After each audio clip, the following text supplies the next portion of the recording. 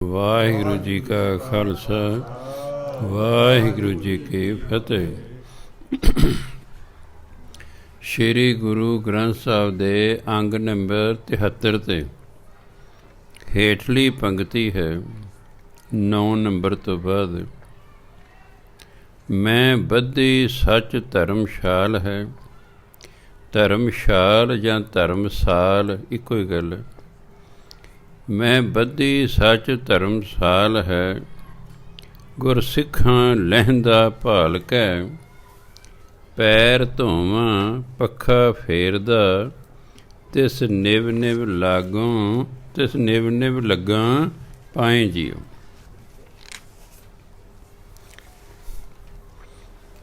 ਕਹਿੰਦੇ ਮੈਂ ਪਰਮਾਤਮਾ ਦੇ ਨਾਮ ਦੀ ਸੱਚ, ਮੈਂ ਪਰਮਾਤਮਾ ਦੇ ਨਾਮ ਦੀ ਜਾਂ ਪਰਮਾਤਮਾ ਦੇ ਨਾਮ 'ਤੇ ਧਰਮਸ਼ਾਲਾ ਬਣਾਈ ਹੈ।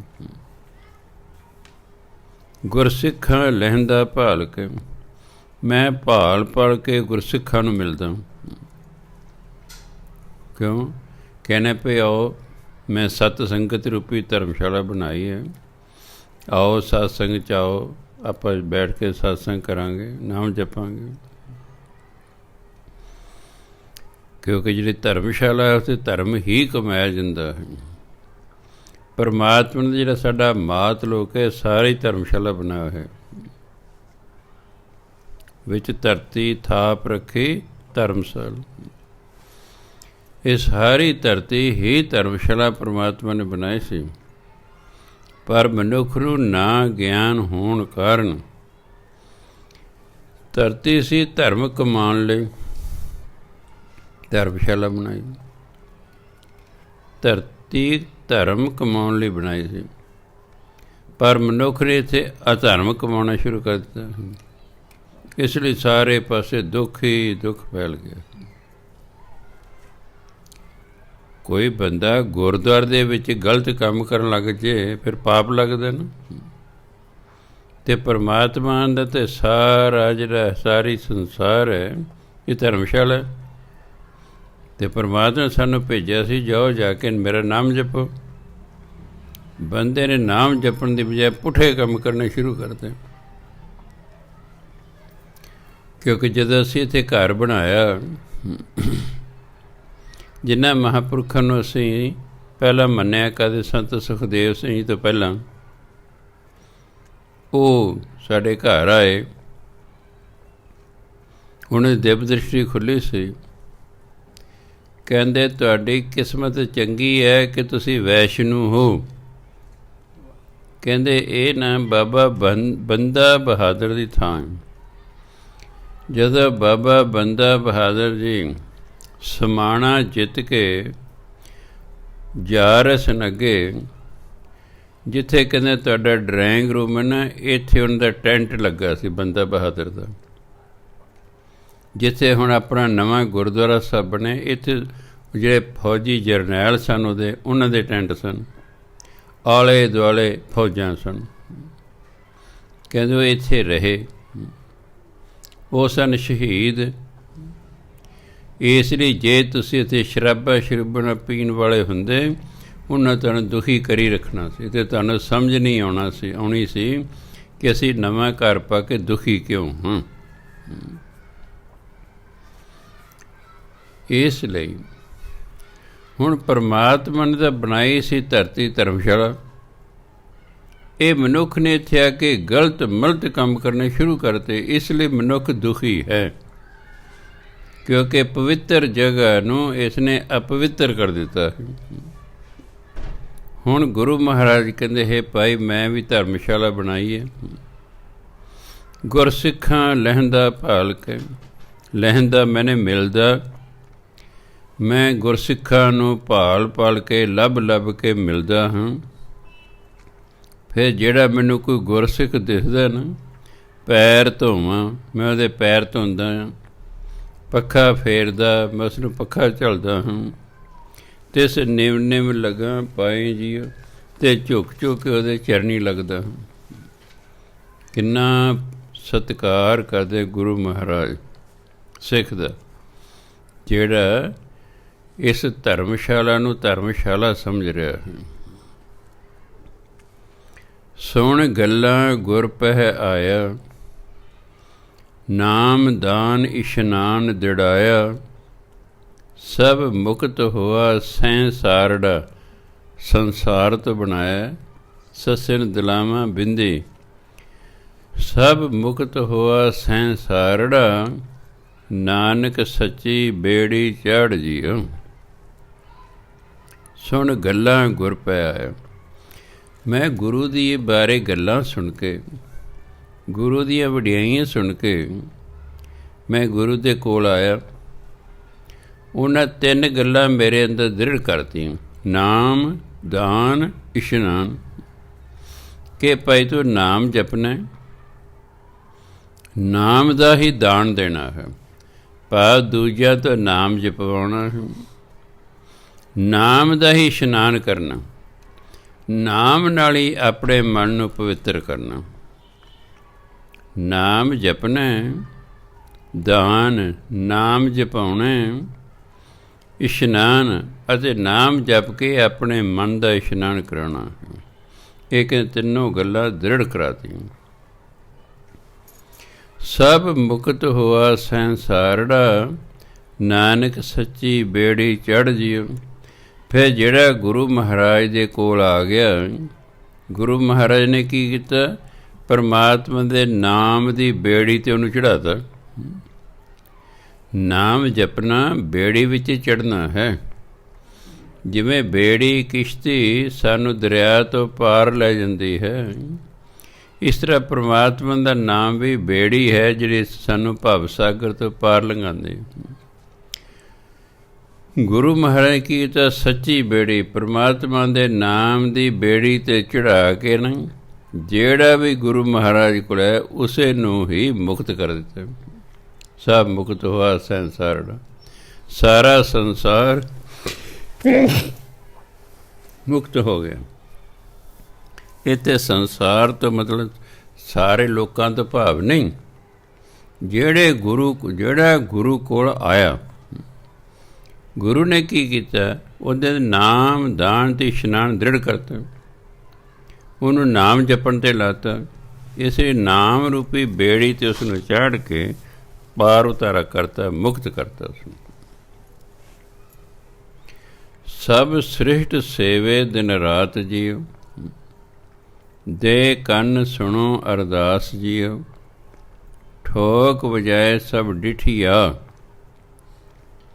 ਕਿਉਂਕਿ ਜਿਹੜਾ ਸਭ ਸ਼ਬਦ ਹੈ ਇੱਕ ਵਚਨ ਹੈ।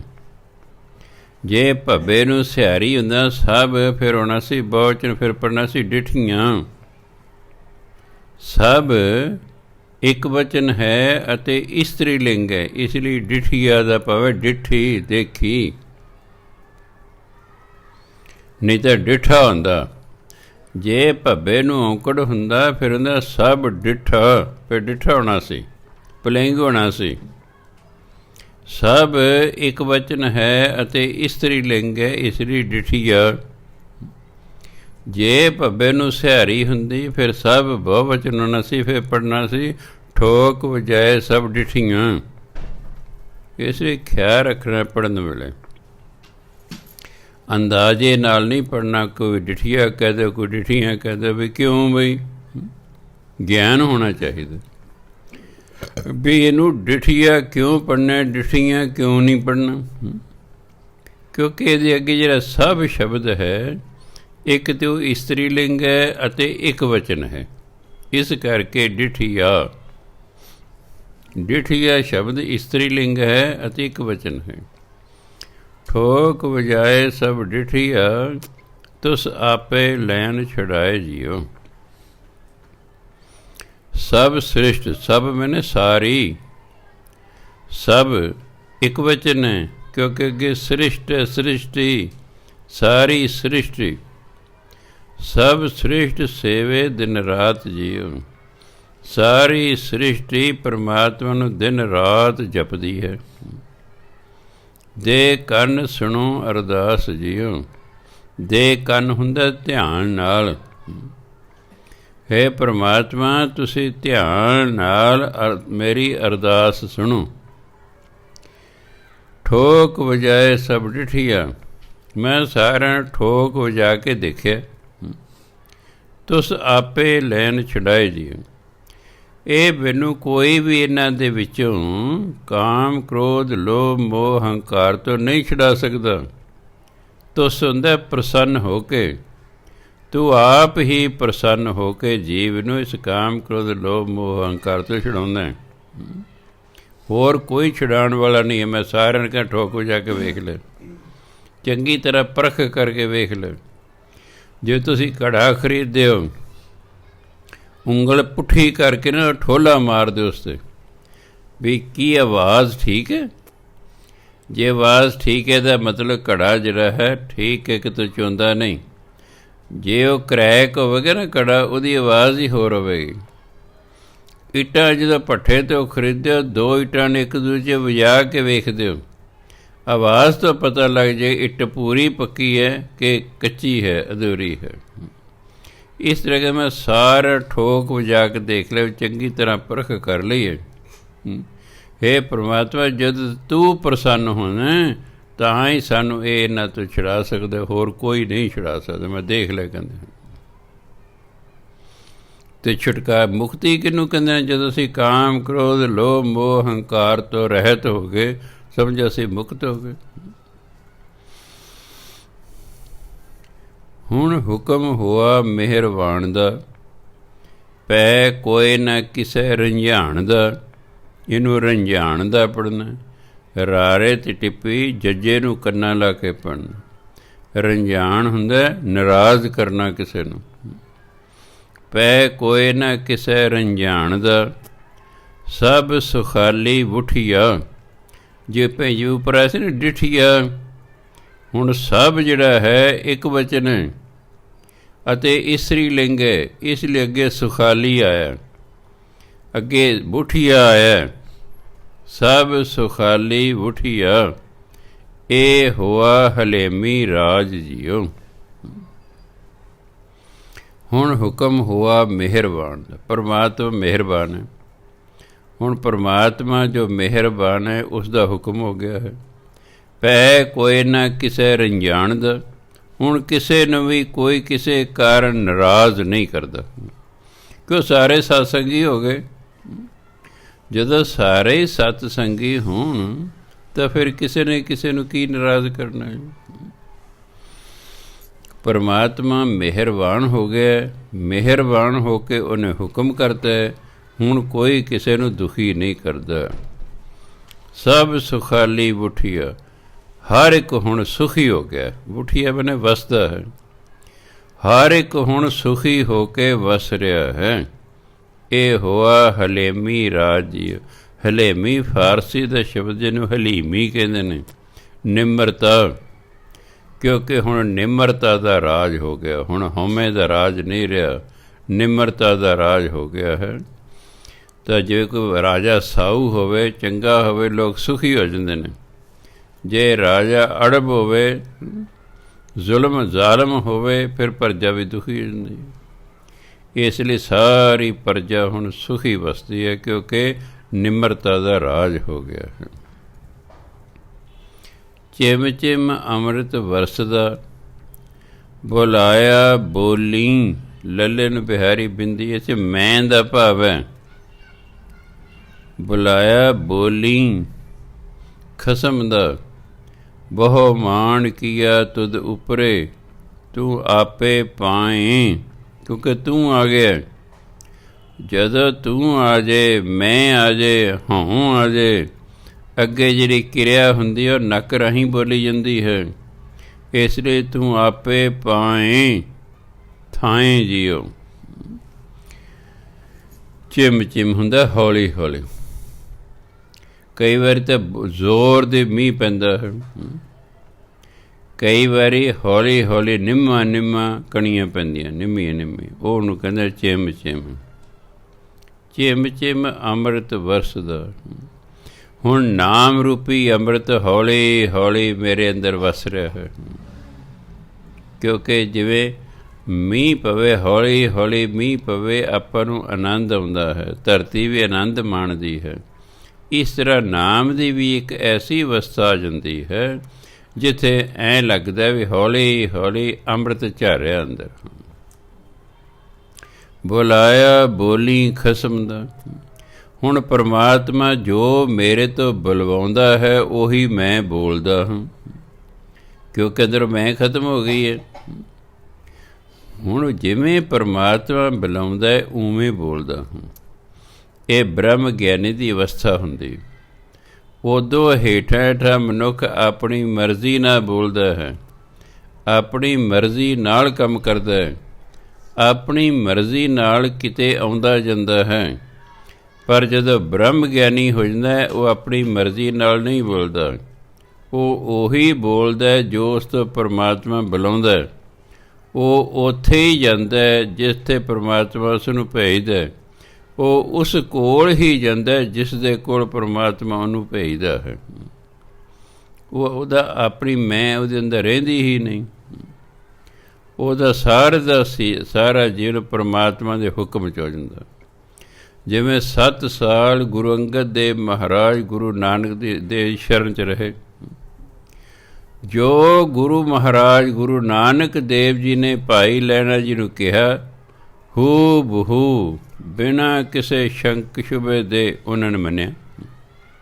ਉਹਨੇ ਆਪਣੀ ਕੋਈ ਮਰਜ਼ੀ ਨਹੀਂ ਕੀਤੀ, ਆਪਣੀ ਕੋਈ ਸਲਾਹ ਨਹੀਂ ਦਿੱਤੀ। ਉਹਨਾਂ ਨੇ ਗੁਰੂ ਮਹਾਰਾਜ ਨੂੰ ਕੋਈ ਸਲਾਹ ਨਹੀਂ ਦਿੱਤੀ, ਉਹਨਾਂ ਨੂੰ ਕੋਈ ਆਪਣੀ ਮਰਜ਼ੀ ਨਹੀਂ ਕੀਤੀ। ਜੋ ਗੁਰੂ ਮਹਾਰਾਜ ਨੇ ਕਿਹਾ ਉਹੀ ਕੀਤਾ। ਦੂਜਿਆਂ ਨੇ ਉਸ ਤਰ੍ਹਾਂ ਕੀਤਾ ਨਹੀਂ, ਇਸ ਲਈ ਗੁਰੂ ਨਾ ਬਣ ਸਕੇ। ਦੂਜਿਆਂ ਨੇ ਹੂ ਬਹੂ ਉਸ ਤਰ੍ਹਾਂ ਨਹੀਂ ਕੀਤਾ। ਗੁਰੂ ਮਹਾਰਾਜ ਸੰਗਤ ਨੂੰ ਲੈ ਕੇ, ਆਪਣੇ ਪੁੱਤਰਾਂ ਨੂੰ ਲੈ ਕੇ ਬਾਹਰ ਚਲੇ ਗਏ। ਅੱਗੇ ਇੱਕ ਦਰਖਤ ਆ ਗਿਆ ਹੈ। ਵੱਡੇ ਪੁੱਤਰ ਨੂੰ ਕਹਿੰਦੇ, ਸ਼੍ਰੀ ਚੰਦ ਆ ਖੇਸ ਲੈ ਲਾ, ਦਰਖਤ ਦੇ ਹੇਠਾਂ ਵਿਛਾ ਲੈ। ਦਰਖਤ 'ਤੇ ਚੜ੍ਹ, ਦਰਖਤ ਨੂੰ ਹਿਲਾ, ਮਠਿਆਈ ਡਿੱਗੇਗੀ। ਉਹ ਕਹਿੰਦੇ, ਪਿਤਾ ਜੀ ਕਦੇ ਦਰਖਤਾਂ ਤੋਂ ਵੀ ਮਠਿਆਈ ਡਿੱਗਦੀ ਹੈ? ਆਪਣੇ ਵਿਚਾਰ ਹੈਗੇ ਨਾ ਕੋਲ। ਲਖਮੀ ਦਾਸ ਤੂੰ ਚੜ੍ਹ, ਕਹਿੰਦੇ ਪਿਤਾ ਜੀ ਕਿਆ ਭੋਲੀਆਂ ਬਾਤਾਂ, ਕਦੇ ਦਰਖਤਾਂ ਨੂੰ ਵੀ ਮਠਿਆਈ ਲੱਗੀ ਹੈ। ਹੋਰ ਸਿੱਖਾਂ ਨੂੰ ਕਿਹਾ, ਉਹ ਵੀ ਹੱਸ ਰਹੇ ਨੇ, ਉਹ ਵੀ ਹੱਸ ਰਹੇ ਨੇ। ਭਾਈ ਲਹਿਣਾ ਜੀ ਦਰਖਤ 'ਤੇ ਚੜ੍ਹੋ, ਹਿਲਾਓ ਮਠਿਆਈ। 7 ਬਚਨ ਜੀ। ਭਾਈ ਲਹਿਣਾ ਜੀ ਨੇ ਖੇਸ ਵਿਛਾਇਆ ਦਰਖਤ ਹੇਠਾਂ, ਉੱਤੇ ਚੜ੍ਹ ਗਏ, ਹਿਲਾਉਣਾ ਸ਼ੁਰੂ ਕਰ ਦਿੱਤਾ। ਸੱਚੀ ਮੁੱਚੀ ਕਈ ਪ੍ਰਕਾਰ ਦੀ ਮਠਿਆਈ ਡਿੱਗ ਰਹੀ ਹੈ। ਨਹੀਂ ਤਾਂ ਅਸੀਂ ਖੜ੍ਹੇ ਹੁੰਦੇ ਤਾਂ ਸਾਨੂੰ ਜੀ ਹੁਣ ਵੀ ਐ ਕਦੇ ਦਰਖਤ ਨੂੰ ਮਠਿਆਈ ਲੱਗਦੀ ਹੁੰਦੀ। ਕਿਉਂ? ਉਹਨਾਂ ਨੇ ਆਪਣੀ ਸੋਚ ਵਰਤੀ। ਉਹਨਾਂ ਦੇ ਅੰਦਰ ਮੈਂ ਸੀ, ਆਪਣੀ ਸੋਚ ਸੀ। ਭਾਈ ਲਹਿਣਾ ਜੀ ਨੇ ਆਪਣੀ ਸੋਚ ਹੀ ਛੱਡਤੀ। ਉਹਨਾਂ ਦੀ ਸੋਚ ਗੁਰੂ ਅਨੁਸਾਰ ਸੀ, ਇਸ ਲਈ ਉਹ ਇੱਕ ਦਿਨ ਗੁਰਗੱਦੀ 'ਤੇ ਬੈਠ ਗਏ। ਕਿਉਂਕਿ ਉਹਨਾਂ ਨੂੰ ਇੰਨਾ ਵਿਸ਼ਵਾਸ ਸੀ ਕਿ ਮੇਰਾ ਗੁਰੂ ਕਹਿੰਦਾ ਮਠਿਆਈ ਡਿੱਗੇਗੀ, ਬਸ ਡਿੱਗੇਗੀ। ਵਿਸ਼ਵਾਸ ਸੀ ਉਹਨਾਂ ਨੂੰ ਵੀ ਮੇਰਾ ਗੁਰੂ ਕਹਿੰਦਾ ਮਠਿਆਈ ਡਿੱਗੇਗੀ, ਪਰ ਡਿੱਗੇਗੀ। ਕਿਉਂਕਿ ਜਿਹੜਾ ਬ੍ਰਹਮ ਗਿਆਨੀ ਹੁੰਦਾ ਉਹ ਜੋ ਮਰਜ਼ੀ ਕਰਨਾ ਕਰ ਸਕਦਾ, ਕਿਉਂਕਿ ਰੱਬ ਰੂਪ ਹੁੰਦਾ। ਉਹਦੇ 'ਤੇ ਪਰਮਾਤਮਾ 'ਚ ਕੋਈ ਫਰਕ ਨਹੀਂ। ਜਿਵੇਂ ਪਰਮਾਤਮਾ ਸਭ ਕੁਝ ਕਰ ਸਕਦਾ, ਉਹ ਵੀ ਸਭ ਕੁਝ ਕਰ ਸਕਦਾ। ਮੈਂ ਈਸਾ ਮਸੀਹ ਦਾ ਜੀਵਨ ਪੜ੍ਹ ਰਿਹਾ ਸੀ, 11ਵੀਂ 12ਵੀਂ ਸੀ, ਇੰਗਲਿਸ਼ ਸਾਨੂੰ ਲੱਗਾ ਹੋਇਆ ਸੀ।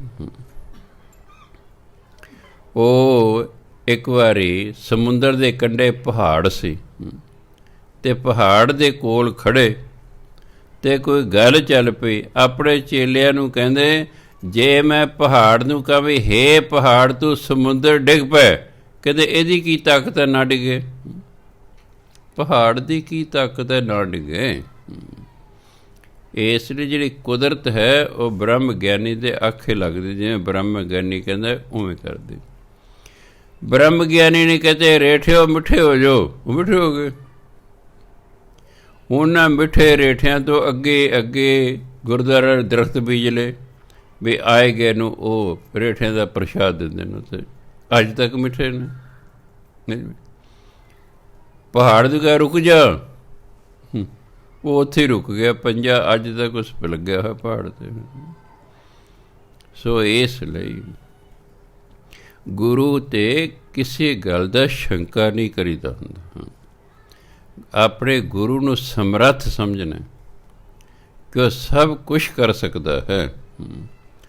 ਸ਼ੰਕਾ ਕਰਨ ਦਾ ਮਤਲਬ ਹੈ ਕਿ ਜਿਸ ਬੇੜੀ ਵਿੱਚ ਤੁਸੀਂ ਬੈਠੇ ਹੋ ਉਸੇ 'ਚ ਹੀ ਤੁਸੀਂ ਮੋਰੀ ਕਰ ਲਈ ਹੈ, ਫਿਰ ਪਾਣੀ ਅੰਦਰ ਵੜੇਗਾ ਅਤੇ ਡੁੱਬੋਗੇ। ਹਾਂ, ਭਾਵੇਂ ਗੁਰੂ ਦੀਆਂ ਸਾਰੀਆਂ ਗੱਲਾਂ ਸਾਡੇ ਤੋਂ ਨਾ ਮੰਨੀਆਂ ਜਾਣ, ਉਹ ਗੱਲ ਵੱਖਰੀ ਹੈ, ਪਰ ਇਹ ਕਹਿ ਰਿਹਾ ਨਹੀਂ ਜੀ ਇਹ ਨਹੀਂ ਹੋ ਸਕਦਾ ਜੀ, ਇਹ ਤਾਂ ਮੈਂ ਫਿਰ ਗੁਰੂ ਨੇ ਗਲਤ ਲਿਖਦਾ। ਜੇ ਕੋਈ ਕਹਿੰਦੇ ਬਾਣੀ ਦੀ ਇਹ ਗੱਲ ਨਹੀਂ ਹੋ ਸਕਦੀ ਜੀ, ਫਿਰ ਕੀ ਗੁਰੂ ਇਹਦਾ ਮਤਲਬ ਗਲਤ ਹੈ? ਹੁਣ ਦੇਖਣ ਨੂੰ ਬੜਾ ਅਜੀਬ ਲੱਗਦਾ, 1 ਲੱਖ ਪੂਤ 1.25 ਲੱਖ ਨਾਤੀ ਤਿਸ ਰਾਵਣ ਕੇ ਕਰ ਦੀਆ ਨ ਬਾਤੀ। ਵੀ ਇੱਕ ਬੰਦੇ ਦਾ 1 ਲੱਖ ਪੁੱਤਰ 1.25 ਲੱਖ ਪੁੱਤਰਾ ਕਿਵੇਂ ਹੋ ਸਕਦਾ ਜੀ? ਪਰ ਜਿਨ੍ਹਾਂ ਨੂੰ ਰਾਵਣ ਦਾ ਜੀਵਨ ਜਿਨ੍ਹਾਂ ਨੇ ਪੜ੍ਹਿਆ, ਰਾਵਣ ਦੀ ਉਮਰ ਸੀ 3,50,000 ਸਾਲ। ਰਾਵਣ ਦੀ ਉਮਰ ਸੀ 3,50,000 ਸਾਲ, ਅਤੇ ਇੰਨੇ ਸਾਲਾਂ 'ਚ ਇੰਨੇ ਬੱਚੇ ਹੋ ਸਕਦੇ ਨੇ। ਇੰਨੇ ਸਾਲਾਂ 'ਚ ਇੰਨੇ ਬੱਚੇ ਹੋ ਸਕਦੇ ਨੇ। ਹੁਣ ਜਿਹਨੂੰ ਨਹੀਂ ਪਤਾ ਲੱਗੋ ਕਿ ਹੈ ਵੀ ਕਿਵੇਂ ਵੀ ਹੈ ਜੀ, ਉਹਦੇ ਗੱਪ ਲੱਗੂ, ਉਹਦੇ ਗਲਤ ਲੱਗੂ। ਇਹ ਕਿਵੇਂ ਹੋ ਨਹੀਂ ਸਕਦਾ ਵੀ ਇੱਕ ਬੰਦੇ ਦਾ 1 ਲੱਖ ਪੁੱਤਰ ਹੋਵੇ 1.25 ਲੱਖ ਪੁੱਤਰ ਹੋਵੇ, ਵੀ ਕਿਵੇਂ ਹੋ ਸਕਦਾ? ਕੋਈ 10 12 15 ਮੰਨਿਆ ਆਪਾਂ ਹੋ ਜਾਣਗੇ। ਹਾਂਜੀ, ਉਹਦੀ ਉਮਰ ਹੀ ਇੰਨੀ ਸੀ। ਇੰਨੀ ਉਮਰ ਦੇ ਵਿੱਚ ਇੰਨੇ ਬੱਚੇ ਹੋ ਸਕਦੇ ਹਨ, ਸੰਭਾਵਨਾ ਹੁੰਦੀ, ਕਿਉਂਕਿ ਉਮਰ ਹੀ ਬਹੁਤ ਵੱਡੀ ਸੀ। ਹਿੰਦੂਆਂ ਦੇ ਧਾਰਮਿਕ ਗ੍ਰੰਥਾਂ ਅਨੁਸਾਰ ਮੈਂ ਦੱਸ ਰਿਹਾ, 1 ਲੱਖ ਸਾਲ ਤੇ ਉਹ ਜਿਹੜਾ ਪੈਰ ਦੇ ਅੰਗੂਠੇ ਦੇ ਖੜਾ ਰਿਹਾ, ਭਗਤੀ ਕਰਦਾ ਰਿਹਾ ਰਾਵਣ 1 ਲੱਖ ਸਾਲ। ਇੱਕ ਪੈਰ ਦੇ ਇੱਕ ਅੰਗੂਠੇ ਦੇ ਖੜਾ ਰਿਹਾ ਇੰਨਾ ਸਮਾਂ, ਫਿਰ ਉਹਨੇ ਜਿਹੜਾ ਹੈ ਇੰਨੀਆਂ ਸ਼ਕਤੀਆਂ ਪ੍ਰਾਪਤ ਕੀਤੀਆਂ। ਫਿਰ ਇੰਨੀ ਸ਼ਕਤੀਆਂ ਪ੍ਰਾਪਤ ਕੀਤੀਆਂ ਵੀ ਮੈਂ ਕਿਸੇ ਤੋਂ ਮਰਾਂ ਹੀ ਨਾ ਬਸ। ਇਸ ਲਈ ਉਦੋਂ ਸਰਜਰੀ ਜਿਹੜੀ ਬੜੀ ਤਗੜੀ ਹੁੰਦੀ ਸੀ ਉਸ ਵੇਲੇ ਵੀ, ਉਹ ਉਹਨੇ ਪੇਟ ਦੇ ਅੰਦਰ ਇੱਕ ਮਸ਼ੀਨ ਫਿੱਟ ਕਰ ਲਈ ਬਈ ਜਿੰਨਾ ਚਿਰ ਉਹ ਮਸ਼ੀਨ ਨਹੀਂ ਫੜਦੀ ਉਹਨੂੰ ਕੋਈ ਮਾਰ ਹੀ ਨਹੀਂ ਸਕਦਾ। ਇਸ ਗੱਲ ਦਾ ਸਿਰਫ ਤੇ ਸਿਰਫ ਉਹਦੇ ਭਰਾ ਨੂੰ ਪਤਾ ਸੀ, ਵਿਭੀਖਣ ਨੂੰ, ਉਹਨੂੰ ਪਤਾ ਸੀ। ਉਹ ਰਾਮਚੰਦਰ ਜੀ ਦਾ ਸ਼ਰਧਾਲੂ ਸੀ, ਆਪਣੇ ਭਰਾ ਦਾ ਵਿਰੋਧੀ ਸੀ। ਰਾਮਚੰਦਰ ਜੀ ਦਾ ਰਾਵਣ ਮਰ ਨਹੀਂ ਰਿਹਾ, ਉਹਨੇ ਫਿਰ ਰਾਮਚੰਦਰ ਜੀ ਨੂੰ ਦੱਸਿਆ ਵੀ ਇਹਦੀ ਧੁਨੀ 'ਚ ਤੀਰ ਮਾਰੋ ਮੰਤਰ ਪੜ੍ਹ ਕੇ। ਉਦੋਂ ਮੰਤਰ ਪੜ੍ਹ ਕੇ ਤੀਰ ਚਲਾਇਆ ਕਰਦੇ ਸੀ, ਉਹਦੀ ਸ਼ਕਤੀ ਹੋ ਜਾ ਕਰਦੀ ਸੀ। ਉਹ ਜਿਹੜੀ ਮਸ਼ੀਨ ਹੈ ਉਹ ਅੰਦਰੋਂ ਫਟੇਗੀ, ਫਿਰ ਇਹ ਮਰੇਗਾ। ਫਿਰ ਰਾਮਚੰਦਰ ਨੇ ਮੰਤਰ ਪੜ੍ਹ ਕੇ ਫਿਰ ਜਿਹੜਾ ਤੀਰ ਧੁਨੀ 'ਚ ਮਾਰਿਆ, ਉਹ ਅੰਦਰੋਂ ਮਸ਼ੀਨ ਫਟ ਗਈ ਅਤੇ ਰਾਵਣ ਮਰ ਗਿਆ। ਨਹੀਂ ਤੇ ਉਹਨੂੰ ਕੋਈ ਨਹੀਂ ਸੀ ਮਾਰ ਸਕਦਾ, ਕਿ ਉਹਦਾ ਸਿਰ ਵੱਢਦੇ ਸੀ ਨਵਾਂ ਆ ਜਾਂਦਾ ਸੀ, ਉਹਦਾ ਸਿਰ ਵੱਢਦੇ ਸੀ ਨਵਾਂ ਆ ਜਾਂਦਾ ਸੀ। ਸੋ ਬੜਾ ਸਮਾਂ ਪੁਰਾਣੇ ਜ਼ਮਾਨੇ 'ਚ ਤਪੱਸਿਆ ਕਰਦੇ ਹੁੰਦੇ ਸਨ ਲੋਕ। ਹੁਣ ਤਾਂ ਇੱਥੇ ਘੰਟਾ ਜਿਹੜਾ ਸਿਮਰਨ ਕਿਸੇ ਨੂੰ ਕਹਿ ਦਿਓ ਕਰ ਦਿਓ, 50 ਵਾਰੀ ਵਿੱਚ ਵਾਸੀਆਂ ਲਏਗਾ ਅਤੇ ਕਹੇਗਾ ਜੀ 2 ਵਾਰਾਂ 'ਚ ਕਰ ਲਈਏ, ਕੋਈ 15 ਮਿੰਟ ਕਰਕੇ ਕਰ ਲਈਏ। ਘੰਟੇ ਦਾ ਮੈਂ ਪਾੜ ਦਿੰਦਾ ਵੀ ਇਹ ਤੁਹਾਡਾ ਕੰਮ ਹੋ ਜੂ ਜੀ, 2 ਵਾਰਾਂ 'ਚ ਕਰ ਲਈਏ, ਅੱਧਾ ਘੰਟਾ ਕਰ। ਮੈਂ ਉਂਝ ਕਹਿੰਦੇ ਸਾਡਾ ਕੰਮ ਹੋ ਜਾਏ, ਅਤੇ ਪਾਠ ਕਰਨ ਵੇਲੇ ਕਹਿੰਦੇ ਅੱਧਾ ਘੰਟਾ ਕਰਕੇ ਕਰ ਲਈ। ਜਿਹੋ ਜਿਹੀ ਸਾਡੀ ਨੀਅਤ ਹੁੰਦੀ ਨਾ, ਉਹੋ ਜਿਹੀ ਫਲ ਲੱਗਦਾ ਹੁੰਦਾ। ਨੀਅਤ ਹੀ ਨਹੀਂ, ਟੁੱਟੇ ਜੇ ਮਨ ਨਾਲ ਪਾਠ ਕਰਨਾ ਅਤੇ ਫਿਰ ਕਹਿਣਾ ਜੀ ਹਾਂ ਕੰਮ ਨਹੀਂ ਹੋਇਆ ਜੀ। ਇੱਕ ਬੀਬੀ ਆ ਗਈ 40 ਦਿਨ, ਬਾਬਾ ਜੀ ਮੇਰਾ ਕੰਮ ਨਹੀਂ ਹੋਇਆ, ਮੈਂ 40 ਦਿਨ ਪਾਠ ਕੀਤਾ। ਮੈਂ ਜੀ ਕਿੰਨਾ ਕਰ ਕੇ 10-15 ਮਿੰਟ ਕਰਦੇ ਸੀ। ਮੈਂ ਕਿੰਨੀ ਦੇਰ ਦਾ ਮਿਲਿਆ ਸੀ, ਕਹਿੰਦੇ 1 ਘੰਟੇ ਦਾ। ਮੈਂ ਫਿਰ ਤੁਹਾਨੂੰ ਰੋਜ਼ 1 ਘੰਟਾ ਪਾਠ ਕਰ ਤੁਸੀਂ 10-15 ਮਿੰਟ ਕਰਦੇ, ਫਿਰ ਇਹਦਾ ਮਤਲਬ ਤੁਸੀਂ ਘੱਟ ਤੋਂ ਘੱਟ 5 ਚਲੀਹੇ ਕਰੋਗੇ ਤਾਂ ਉਹ ਘੰਟੇ ਦੇ ਬਰਾਬਰ ਹੋਊਗਾ। ਲੱਗੇ ਰਹੋ। ਮੈਂ ਦਿਨ ਗਿਣਨ ਨਾਲ ਨਹੀਂ ਹੋਇਆ ਕਰਦਾ ਹੁੰਦਾ। ਜਿਵੇਂ ਇੱਕ ਪਰਿਵਾਰ ਨੂੰ ਮੈਂ ਕਿਹਾ ਰੋਜ਼ 1 ਘੰਟਾ ਦੁੱਖ ਨਾਲ ਜਾ ਕੇ ਸੇਵਾ ਕਰੋ, 40 ਦਿਨ ਤੁਹਾਡਾ ਕੰਮ ਹੋ ਜੂ। ਉਹਨਾਂ ਮੀਆਂ ਬੀਬੀ ਨੇ ਕੀ ਸਲਾਹ ਕੀਤੀ ਵੀ 40 ਦਿਨ ਦਾ ਮਤਲਬ 40 ਘੰਟੇ। ਉਹਨਾਂ ਜਾ ਕੇ 4-4 ਘੰਟੇ ਦੁੱਖ ਨਾਲ ਜਾ ਕੇ ਸੇਵਾ ਕਰਨੀ ਸ਼ੁਰੂ ਕਰ ਦਿੱਤੀ। ਰੋਜ਼ ਦੇ 8 ਘੰਟੇ ਹੋ ਗਏ। 6ਵੇਂ ਦਿਨ ਮੇਰੇ ਕੋਲ ਆ ਕੇ ਬਾਬਾ ਜੀ ਕੰਮ ਹੋ ਗਿਆ, ਮੈਂ ਬੜੀ ਛੇਤੀ ਹੋ ਗਿਆ। ਕਹਿੰਦੇ ਕੱਲ੍ਹ ਅਸੀਂ 40 ਘੰਟੇ ਕਰ ਲਏ ਜੀ ਪੂਰੇ। ਜਿੰਨਾ ਗੁੜ ਪਾਈਏ ਉਨਾ ਹੀ ਮਿੱਠਾ ਹੁੰਦਾ। ਲੋਕ ਕਹਿੰਦੇ ਗੁੜ ਥੋੜ੍ਹਾ ਪਾਈਏ ਮਿੱਠਾ ਪੂਰਾ ਹੋਵੇ, ਇਸ ਤਰ੍ਹਾਂ ਨਹੀਂ ਹੋਇਆ ਕਰਦਾ। ਥੁੱਕੀ ਬੜੇ ਨਹੀਂ ਪੱਕਦੇ। ਸੋ ਜਿਹੜਾ ਵੀ ਕੰਮ ਕਰਨਾ ਉਹ ਪੂਰਾ ਦਿਲ ਲਾ ਕੇ ਕਰੋ, ਆਪਣੇ ਫਾਇਦੇ ਲਈ ਕਰਨਾ, ਕਿਹੜਾ ਕਿਸੇ ਲਈ ਕਰਨਾ ਜੀ। ਸੋ ਗੁਰੂ ਮਹਾਰਾਜ ਕਹਿੰਦੇ ਨੇ ਚਿਮ ਚਿਮ ਅੰਮ੍ਰਿਤ ਵਰਸਦਾ, ਬੁਲਾਇਆ ਬੋਲੀ ਖਸਮ ਦਾ, ਬਹੁ ਮਾਣ ਕੀਆ ਤੁਧ ਉਪਰੇ, ਤੂੰ ਆਪੇ ਪਾਏ ਥਾਏ ਜੀ। ਹੁਣ ਮੇਰੇ ਅੰਦਰ ਹੌਲੀ ਹੌਲੀ ਨਾਮ ਅੰਮ੍ਰਿਤ ਵਰਸ ਰਿਹਾ ਹੈ। ਮੈਂ ਖਸਮ ਦਾ ਬੁਲਾਇਆ ਹੋਇਆ ਬੋਲਦਾ ਹਾਂ, ਜਿਵੇਂ ਪਰਮਾਤਮਾ ਕਹਿੰਦਾ ਉਵੇਂ ਮੈਂ ਬੋਲਦਾ ਹਾਂ। ਬਹੁ ਮਾਣ ਕੀਆ ਤੁਧ ਉਪਰੇ, ਹੇ ਪਰਮਾਤਮਾ ਮੈਨੂੰ ਤੇਰੇ 'ਤੇ ਬੜਾ ਮਾਣ ਹੈ। ਤੂੰ ਆਪੇ ਪਾਏ ਥਾਏ ਜੀ, ਤੂੰ ਆਪੇ ਹੀ ਮੈਨੂੰ ਕਬੂਲ ਕਰ ਲਵੇਂਗਾ। ਥਾਏ ਪਾਉਣ ਦਾ ਕਬੂਲ ਕਰ ਲੈਣਾ, ਪ੍ਰਵਾਨ ਕਰ ਲੈਣਾ। ਤੂੰ ਆਪ ਹੀ ਜੋ ਮੈਂ ਮਿਹਨਤ ਕਰ ਰਿਹਾ, ਸਿਮਰਨ ਕਰ ਰਿਹਾ, ਉਸ ਨੂੰ ਤੂੰ ਆਪਣੇ ਦਰ 'ਤੇ ਕਬੂਲ ਕਰ ਲਵੇਂਗਾ। ਤੇਰਿਆਂ ਭਗਤਾਂ ਭੁੱਖ ਸਦ ਤੇਰੀਆ। ਇਹ ਖਿਆਲ ਰੱਖਣਾ, ਭੁੱਖਾ ਨਹੀਂ ਹੈ, ਭੁੱਖ ਹੈ। ਭੁੱਖ ਇੱਕ ਵਚਨ ਹੈ। ਯਾਦ ਰੱਖੋ, ਸਾਡੀਆਂ ਕਈ ਇੱਛਾਵਾਂ ਹੁੰਦੀਆਂ, ਭਗਤਾਂ ਦੀ ਇੱਕੋ ਇੱਛਾ ਹੁੰਦੀ। ਪ੍ਰਭ ਲੋਚਾ ਪੂਰਨ ਮੇਰੀਆ, ਕਈ ਪੜ੍ਹੇ ਲੋਚਾ ਪੂਰਨ ਮੇਰੀਆਂ, ਮੇਰੀਆਂ ਇੱਛਾਵਾਂ ਪੂਰੀਆਂ ਕਰੋ। ਉਹ ਤਾਂ ਸੰਸਾਰੀਆਂ ਲਈ ਹੁੰਦਾ। ਭਗਤ ਦੀ ਇੱਕੋ ਹੀ ਇੱਛਾ ਹੁੰਦੀ ਹੈ, ਉਹਦੇ 2-4 ਨਹੀਂ ਹੁੰਦੀ, ਉਹਦੀ ਇੱਕੋ ਹੀ ਇੱਛਾ ਹੁੰਦੀ, ਆਪਣੇ ਦਰਸ਼ਨ ਦਿਓ ਬਸ। ਜਦੋਂ ਸਾਡੀ ਸਾਰੀ ਉਮਰ ਇੱਕੋ ਹੀ ਇੱਛਾ ਹੋਵੇ, ਉਹ ਅਖੀਰ ਨੂੰ ਪੂਰੀ ਹੋ ਜਾਂਦੀ ਹੈ। ਕਿਉਂ? ਪਰਮਾਤਮਾ ਕੋਲ ਅਲਟਰਨੇਟਿਵ ਹੀ ਕੋਈ ਨਹੀਂ। ਜਿੱਥੇ 2 ਇੱਛਾਵਾਂ ਹੋਣ ਫਿਰ ਤਾਂ ਇੱਕ ਸਾਡੀ ਪੂਰੀ ਕਰਕੇ ਸਾਨੂੰ ਟਿਕਾ ਦੇਗਾ, ਚਲੋ ਟਿਕ ਜਾਓ। ਜਿਵੇਂ ਸਰਕਾਰ ਆਪ ਹੀ ਕਰਮਚਾਰੀ ਲੀਡਰਾਂ ਨੂੰ ਕਹਿੰਦੇ ਤੁਸੀਂ ਕਈ ਮੰਗਾਂ ਰੱਖੋ, ਜੇ ਤੁਸੀਂ ਇੱਕ ਰੱਖੀ ਫਿਰ ਸਰਕਾਰ ਨੂੰ ਔਖਾ ਹੋ ਜਾਂਦਾ। ਹੁਣ ਜਿਵੇਂ ਜੱਟਾਂ ਦੀ ਇੱਕੋ ਹੀ ਮੰਗ ਹੈ ਨਾ ਵੀ ਉਹ ਕੈਂਸਲ ਕਰੋ ਬਸ। ਹੁਣ ਸਰਕਾਰ ਨੂੰ ਵਕਤ ਹੈ, ਕੀਤਾ ਕੀ ਜਾਵੇ। ਕਹਿ ਆ ਕੇ ਗੱਲ ਕਰ ਲਓ ਜੇ ਫਲਾਣਾ, ਉਹ ਕਦੇ ਬਸ ਕੈਂਸਲ ਕਰੋ, ਗੱਲ ਖਤਮ। ਇੱਕੋ ਹੀ ਮੰਗ ਹੈ। ਜਦੋਂ ਕਰਮਚਾਰੀ ਦੀ ਇੱਕੋ ਮੰਗ ਹੋਏਗੀ, ਸੂਨਰ ਲੇਟਰ ਸਰਕਾਰ ਨੂੰ ਮੰਨਣੀ ਪਏਗੀ। ਸਰਕਾਰ ਆਪਣੇ ਬੰਦਿਆਂ ਰਾਹੀਂ ਲੀਡਰਾਂ ਨੂੰ ਕਹਿੰਦੇ ਤੁਸੀਂ 4-5 ਮੰਗਾਂ ਰੱਖ ਲਓ। ਚਲੋ ਸਰਕਾਰ ਨੇ 2-3 ਮੰਨ ਲਈਆਂ, ਚਲੋ ਟਿਕਾ ਹੋ ਗਿਆ। ਬਾਕੀ ਤੇ ਵਿਚਾਰ ਕਰਦੇ ਹਾਂ ਜੀ।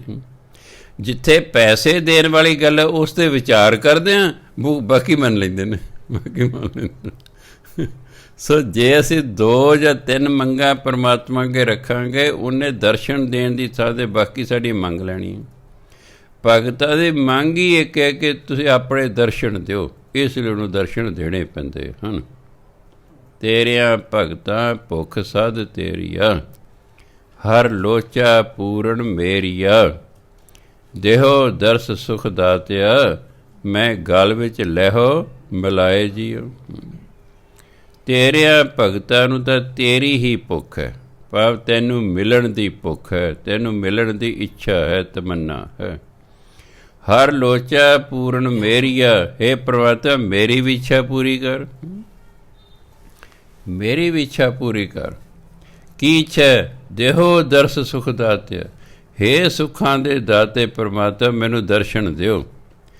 ਮੈਂ ਗਲ ਵਿੱਚ ਲਹਿਓ ਮਿਲਾਏ ਜੀ, ਮੈਨੂੰ ਆਪਣੇ ਗਲ ਨਾਲ ਲਾ ਲਵੋ। ਆਪਣੇ ਦਰਸ਼ਨ ਦਿਓ ਅਤੇ ਆਪਣੇ ਗਲ ਨਾਲ ਲਾ ਲਓ। ਇੱਕੋ ਹੀ ਇੱਛਾ।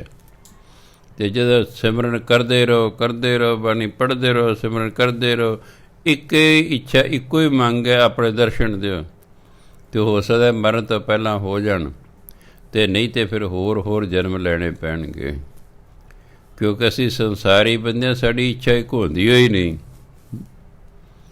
ਕਿਉਂਕਿ ਅਸੀਂ ਵੱਡੇ ਹੋ ਕੇ ਭਜਨ ਬੰਦਗੀ ਕਰਨ ਲੱਗੇ, ਇਸ ਲਈ ਸਾਡੀ ਕਈ ਇੱਛਾਵਾਂ ਨੇ।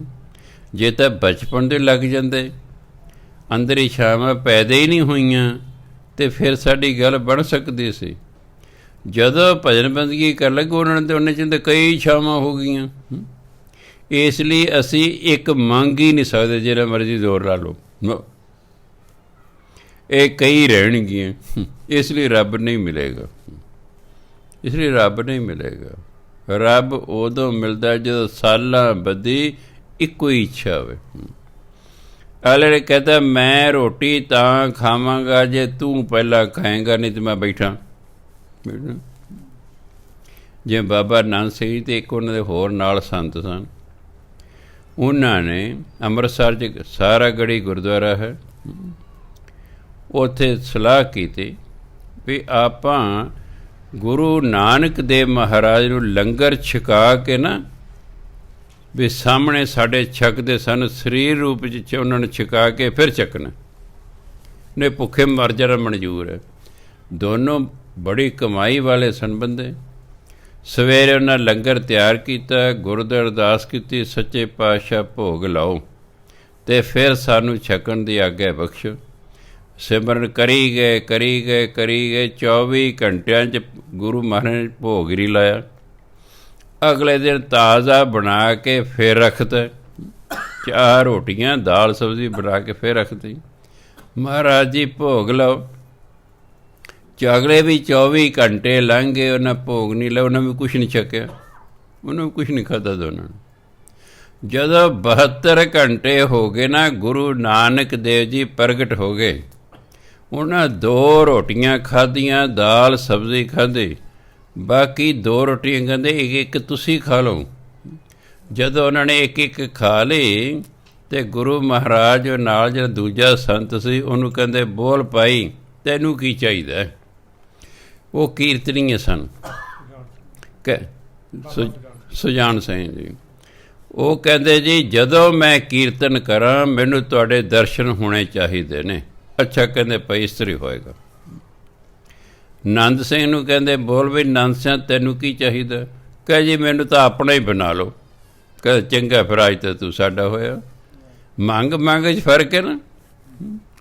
ਇੱਕ ਨੇ ਸਿਰਫ ਉਨੇ ਸਮੇਂ ਲਈ ਦਰਸ਼ਨ ਮੰਗੇ ਨੇ ਜਿੰਨਾ ਸਮਾਂ ਮੈਂ ਕੀਰਤਨ ਕਰਾਂ। ਇੱਕ ਨੇ ਕਿਹਾ ਮੈਨੂੰ ਤਾਂ ਆਪਣੇ ਹੀ ਬਣਾ ਲਓ ਜੀ, ਬਣਾ ਲਓ।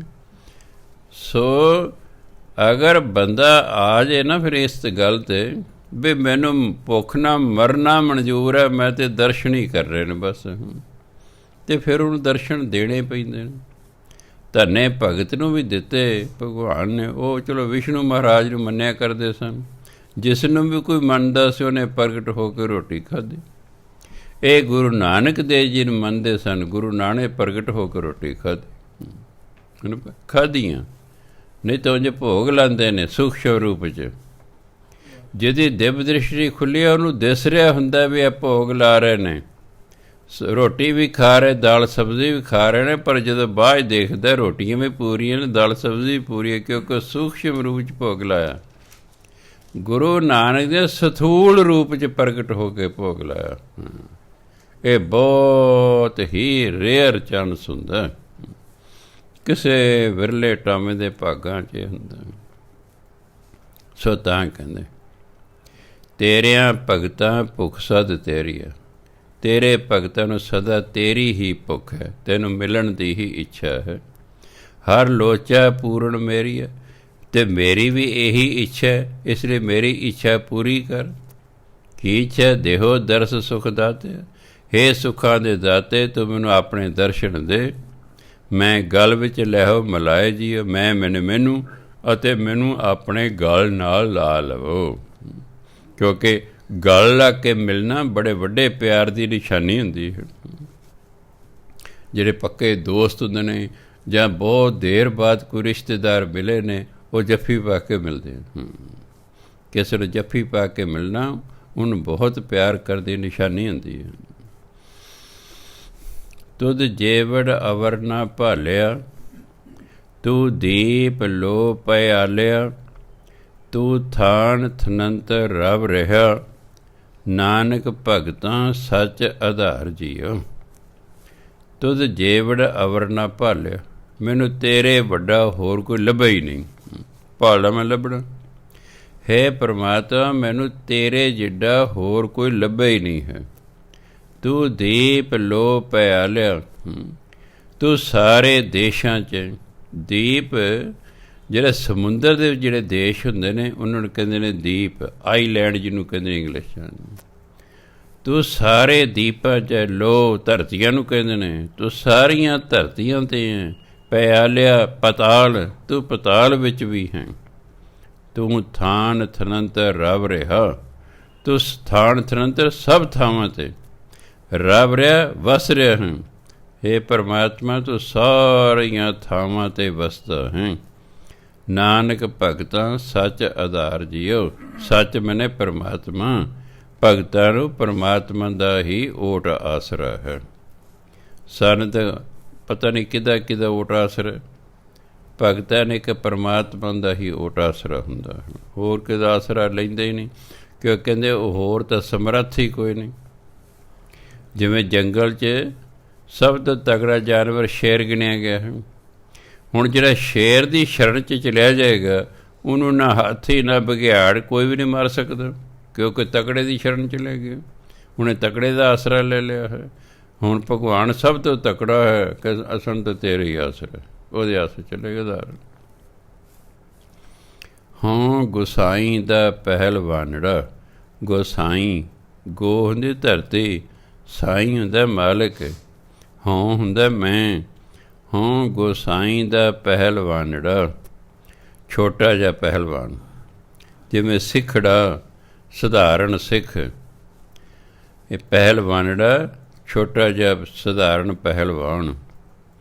ਹਾਂ ਗੁਸਾਈ ਦਾ ਪਹਿਲਵਾਨੜਾ, ਮੈਂ ਗੁਰਮਿਲ ਉੱਚ ਦੁਮਾਲੜਾ। ਕਈ ਨੂੰ ਉੱਚੀ ਸਾਰੀ ਪੱਗ ਬੰਨੀ ਹੁੰਦੀ, ਦਮਾਲਾ ਕਹਿੰਦੇ ਉਹਨੂੰ, ਦਮਾਲਾ ਬੰਨੇ ਉੱਚੀ ਪੱਗ ਵਾਲਾ। ਮੈਂ ਗੁਰਮਿਲ ਉੱਚ ਦੁਮਾਲੜਾ, ਸਭ ਹੋਈ ਛਿੰਝ ਇਕੱਠੀਆ। ਜਦੋਂ ਪਹਿਲਵਾਨ ਅਖਾੜੇ 'ਚ ਆਉਂਦੇ ਨੇ ਉਹਨਾਂ ਨੂੰ ਵੇਖਣ ਵਾਲੇ ਜਿਹੜੀ ਭੀੜ ਹੁੰਦੀ ਹੈ ਉਹਨੂੰ ਕਹਿੰਦੇ ਨੇ ਛਿੰਝ। ਪਹਿਲਵਾਨ ਆਉਂਦੇ ਨੇ, ਅਖਾੜਾ ਬਣਿਆ ਹੁੰਦਾ ਜਿੱਥੇ ਇੱਕ ਉਹਨਾਂ ਨੇ ਘੁਲਣਾ ਹੁੰਦਾ, ਉੱਥੇ ਆਲੇ ਦੁਆਲੇ ਜਿਹੜੇ ਲੋਕ ਖੜ੍ਹੇ ਹੁੰਦੇ ਨੇ ਉਸ ਭੀੜ ਨੂੰ ਕਹਿੰਦੇ ਨੇ ਛਿੰਝ। ਸਭ ਹੋਈ ਛਿੰਝ ਇਕੱਠੀਆ, ਦਈ, ਇਹਨੂੰ ਦਈ ਪੜ੍ਹਨਾ। ਇਹਦੇ 3 ਸਪੈਲਿੰਗ ਨੇ ਦਈ ਦੇ, ਦੱਦਾ ਯਈਆ, ਦੱਦਾ ਯਈਏ ਨੂੰ ਔਂਕੜ, ਦੱਦਾ ਯਈਏ ਨੂੰ ਸਿਹਾਰੀ, ਤਿੰਨਾਂ ਦਾ ਉਚਾਰਨ ਦਈ ਹੈ। ਦੱਦਾ ਯਈਏ ਨੂੰ ਔਂਕੜ ਦਈ ਜਿਹੜਾ ਹੈ ਇਹ ਨਾਊਨ ਹੈ, ਰੱਬ। ਜਿਹੜਾ ਦੱਦਾ ਯਈਆ ਦਈ ਹੁੰਦਾ ਉਹਦਾ ਮਤਲਬ ਹੇ ਰੱਬਾ।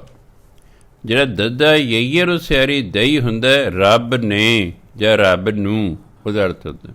ਜਿਵੇਂ ਨਾਨਕ, ਨਾਨਕ, ਨਾਨਕ, 3 ਸਪੈਲਿੰਗ ਨੇ ਨਾ।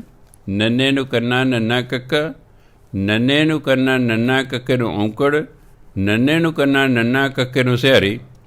ਉਚਾਰਨ ਤਿੰਨਾਂ ਦਾ ਨਾਨਕ ਹੈ, ਅਰਥ ਅੱਡ ਅੱਡ ਨੇ। ਨੰਨੇ ਨੂੰ ਕੰਨਾ ਨੰਨਾ ਕੱਕਾ ਨਾਨਕ, ਹੇ ਨਾਨਕ। ਨੰਨੇ ਨੂੰ ਕੰਨਾ ਨੰਨਾ ਕੱਕਾ ਔਂਕੜ, ਇਹਦਾ ਮਤਲਬ ਨਾਨਕ ਗੁਰੂ। ਨੰਨੇ ਨੂੰ ਕੰਨਾ ਨੰਨਾ ਕੱਕੇ ਨੂੰ ਸਿਹਾਰੀ, ਨਾਨਕ ਗੁਰੂ ਨੇ ਜਾਂ ਗੁਰੂ ਨੂੰ। ਉਚਾਰਨ ਸਾਰਿਆਂ ਦਾ ਹੀ ਨਾਨਕ ਹੈ, ਅਰਥ ਅੱਡ ਅੱਡ ਨੇ। ਇਸ ਤਰ੍ਹਾਂ ਉਚਾਰਨ ਤਿੰਨਾਂ ਦਾ ਦਈ ਹੋਵੇਗਾ। ਦੱਦਾ ਯਈਆ ਦਈ, ਦੱਦਾ ਯਈਏ ਨੂੰ ਔਂਕੜ ਦਈ, ਦੱਦਾ ਯਈਏ ਨੂੰ ਸਿਹਾਰੀ ਦਈ। ਇਹ ਸੰਸਕ੍ਰਿਤ ਦਾ ਸ਼ਬਦ ਹੈ ਅਤੇ ਸੰਸਕ੍ਰਿਤ ਦੇ ਰੱਬ ਨੂੰ ਕਹਿੰਦੇ ਨੇ ਦਈ। ਇਹ ਔਂਕੜ ਲਾਉਣ ਦੇ ਸਿਹਾਰੀ ਨਾਲ ਅਰਥਾਂ 'ਚ ਫਰਕ ਪੈਂਦਾ, ਉਚਾਰਨ ਇੱਕੋ ਹੀ ਹੈ ਸਾਰਿਆਂ ਦਾ, ਇਸ ਲਈ ਖਿਆਲ ਰੱਖਣਾ ਜੀ। ਸਭ ਹੋਈ ਛਿੰਝ ਇਕੱਠੀਆ, ਦਈ ਬੈਠਾ ਵੇਖੈ ਆਪ ਜੀਓ। ਕਹਿੰਦੇ ਹਾਂ ਗੁਸਾਈ ਦਾ ਪਹਿਲਵਾਨੜਾ, ਮੈਂ ਗੁਸਾਈ ਰੱਬ ਦਾ ਪਹਿਲਵਾਨ ਹਾਂ। ਮੈਂ ਗੁਰ ਮਿਲ ਉੱਚ ਦਮਾਲੜਾ, ਗੁਰੂ ਨੂੰ ਮਿਲ ਕੇ ਮੈਂ ਉੱਚੀ ਪੱਗ ਵਾਲਾ ਹੋ ਗਿਆ, ਮੈਂ ਦਮਾਲੜੇ ਵਾਲਾ ਹੋ ਗਿਆ ਹਾਂ।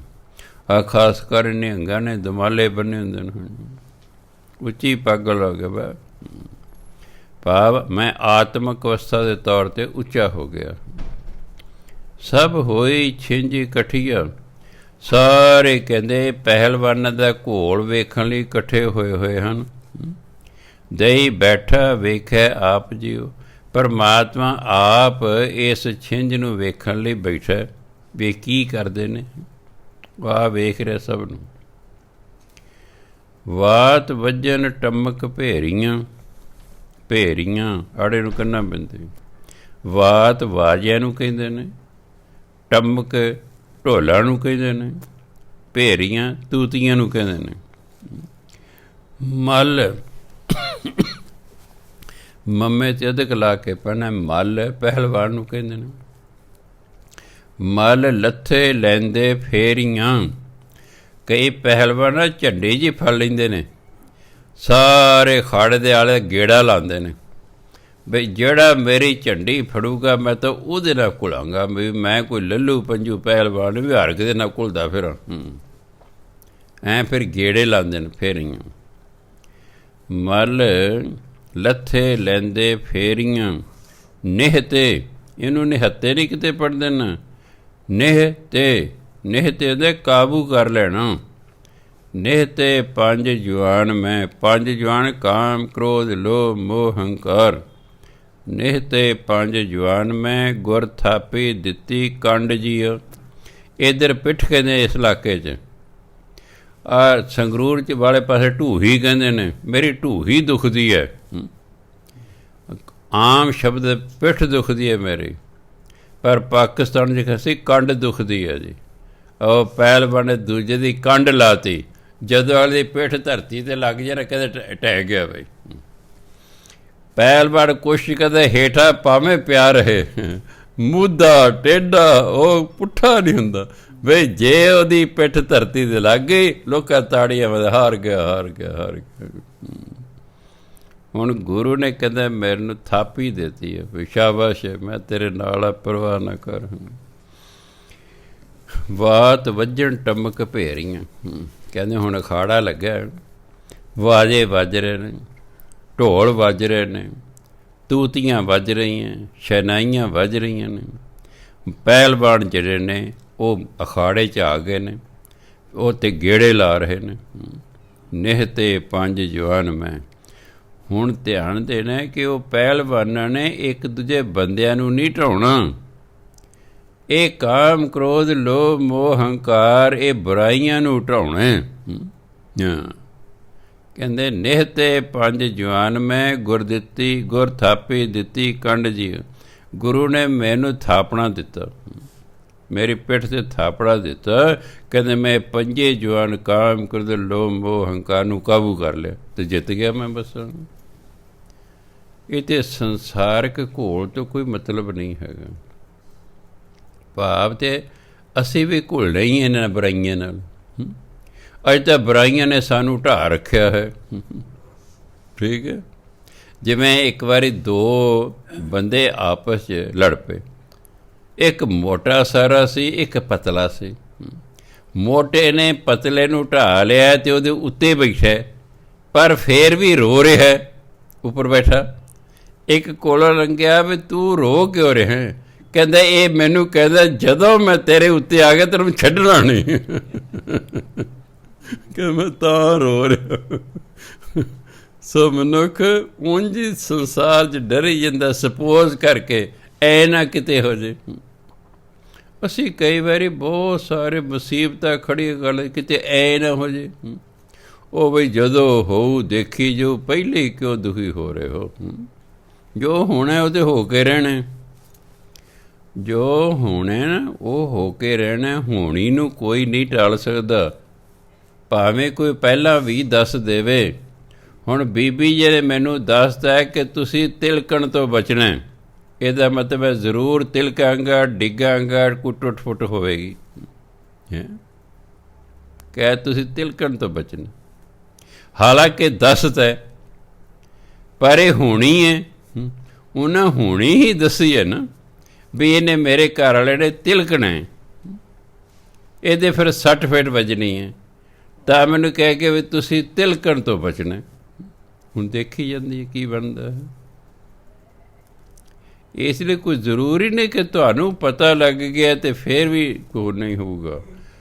ਕਈ ਵਾਰੀ ਉਦੋਂ ਬੰਦਾ ਗੱਲ ਹੀ ਭੁੱਲ ਜਾਂਦਾ, ਜਾਂ ਇੰਨੀ ਕਾਹਲੀ 'ਚ ਹੁੰਦਾ ਆਪਣੇ ਬਚਾਅ ਲਈ ਉਹਨੂੰ ਤੇਜ਼ ਤੁਰਨਾ ਪੈਂਦਾ। ਮੰਨ ਲਓ ਅੱਗੇ ਪਾਣੀ ਹੈ, ਤਿਲਕਣ, ਮਗਰੋਂ ਹਲਕਾਇਆ ਕੁੱਤਾ ਜਾਂ ਕੋਈ ਡੰਗਰ ਮੇਰੇ ਮਗਰ ਪੈ ਜਾਂਦਾ। ਡੰਗਰ ਭਿੜਦੇ ਭਿੜਦੇ ਕਈ ਵਾਰੀ ਬੰਦੇ ਦੇ ਮਗਰ ਪੈ ਜਾਂਦੇ ਨੇ, ਕਈ ਵਾਰੀ ਕੁੱਤੇ ਪੈ ਜਾਂਦੇ ਨੇ, ਅਤੇ ਮੈਂ ਉੱਥੋਂ ਤੇਜ਼ੀ ਨਾਲ ਭੱਜਦਾ ਅੱਗੇ ਲੰਘਦਾ ਅਤੇ ਹੋ ਸਕਦਾ ਮੈਂ ਤਿਲਕ ਜਾ, ਤਿਲਕ ਜਾ।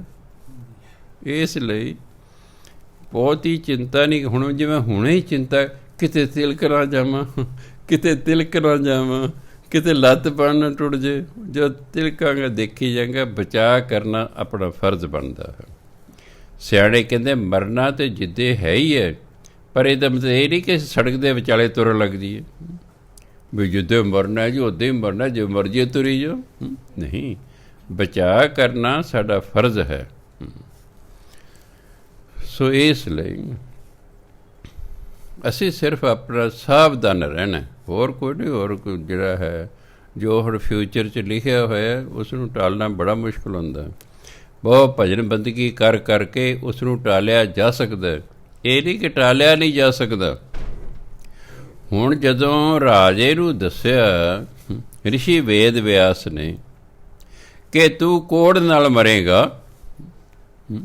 ਕਹਿ ਜੀ ਕਿਉਂ ਮਰਾਂਗਾ? ਕਹਿ ਤੂੰ 18 ਬਾਹਮਣਾਂ ਦਾ ਕਤਲ ਕਰੇਂਗਾ, ਤੈਨੂੰ ਬ੍ਰਹਮ ਹੱਤਿਆ ਲਾ ਜੇ ਤੈਨੂੰ ਕੋੜ। ਕਹਿੰਦਾ ਜੀ ਹੁਣ ਮੈਨੂੰ ਪਤਾ ਲੱਗ ਗਿਆ ਮੈਂ ਨਹੀਂ ਕਰਾਂਗਾ। ਉਹ ਕਹਿੰਦਾ ਤੂੰ ਕਰੇਂਗਾ।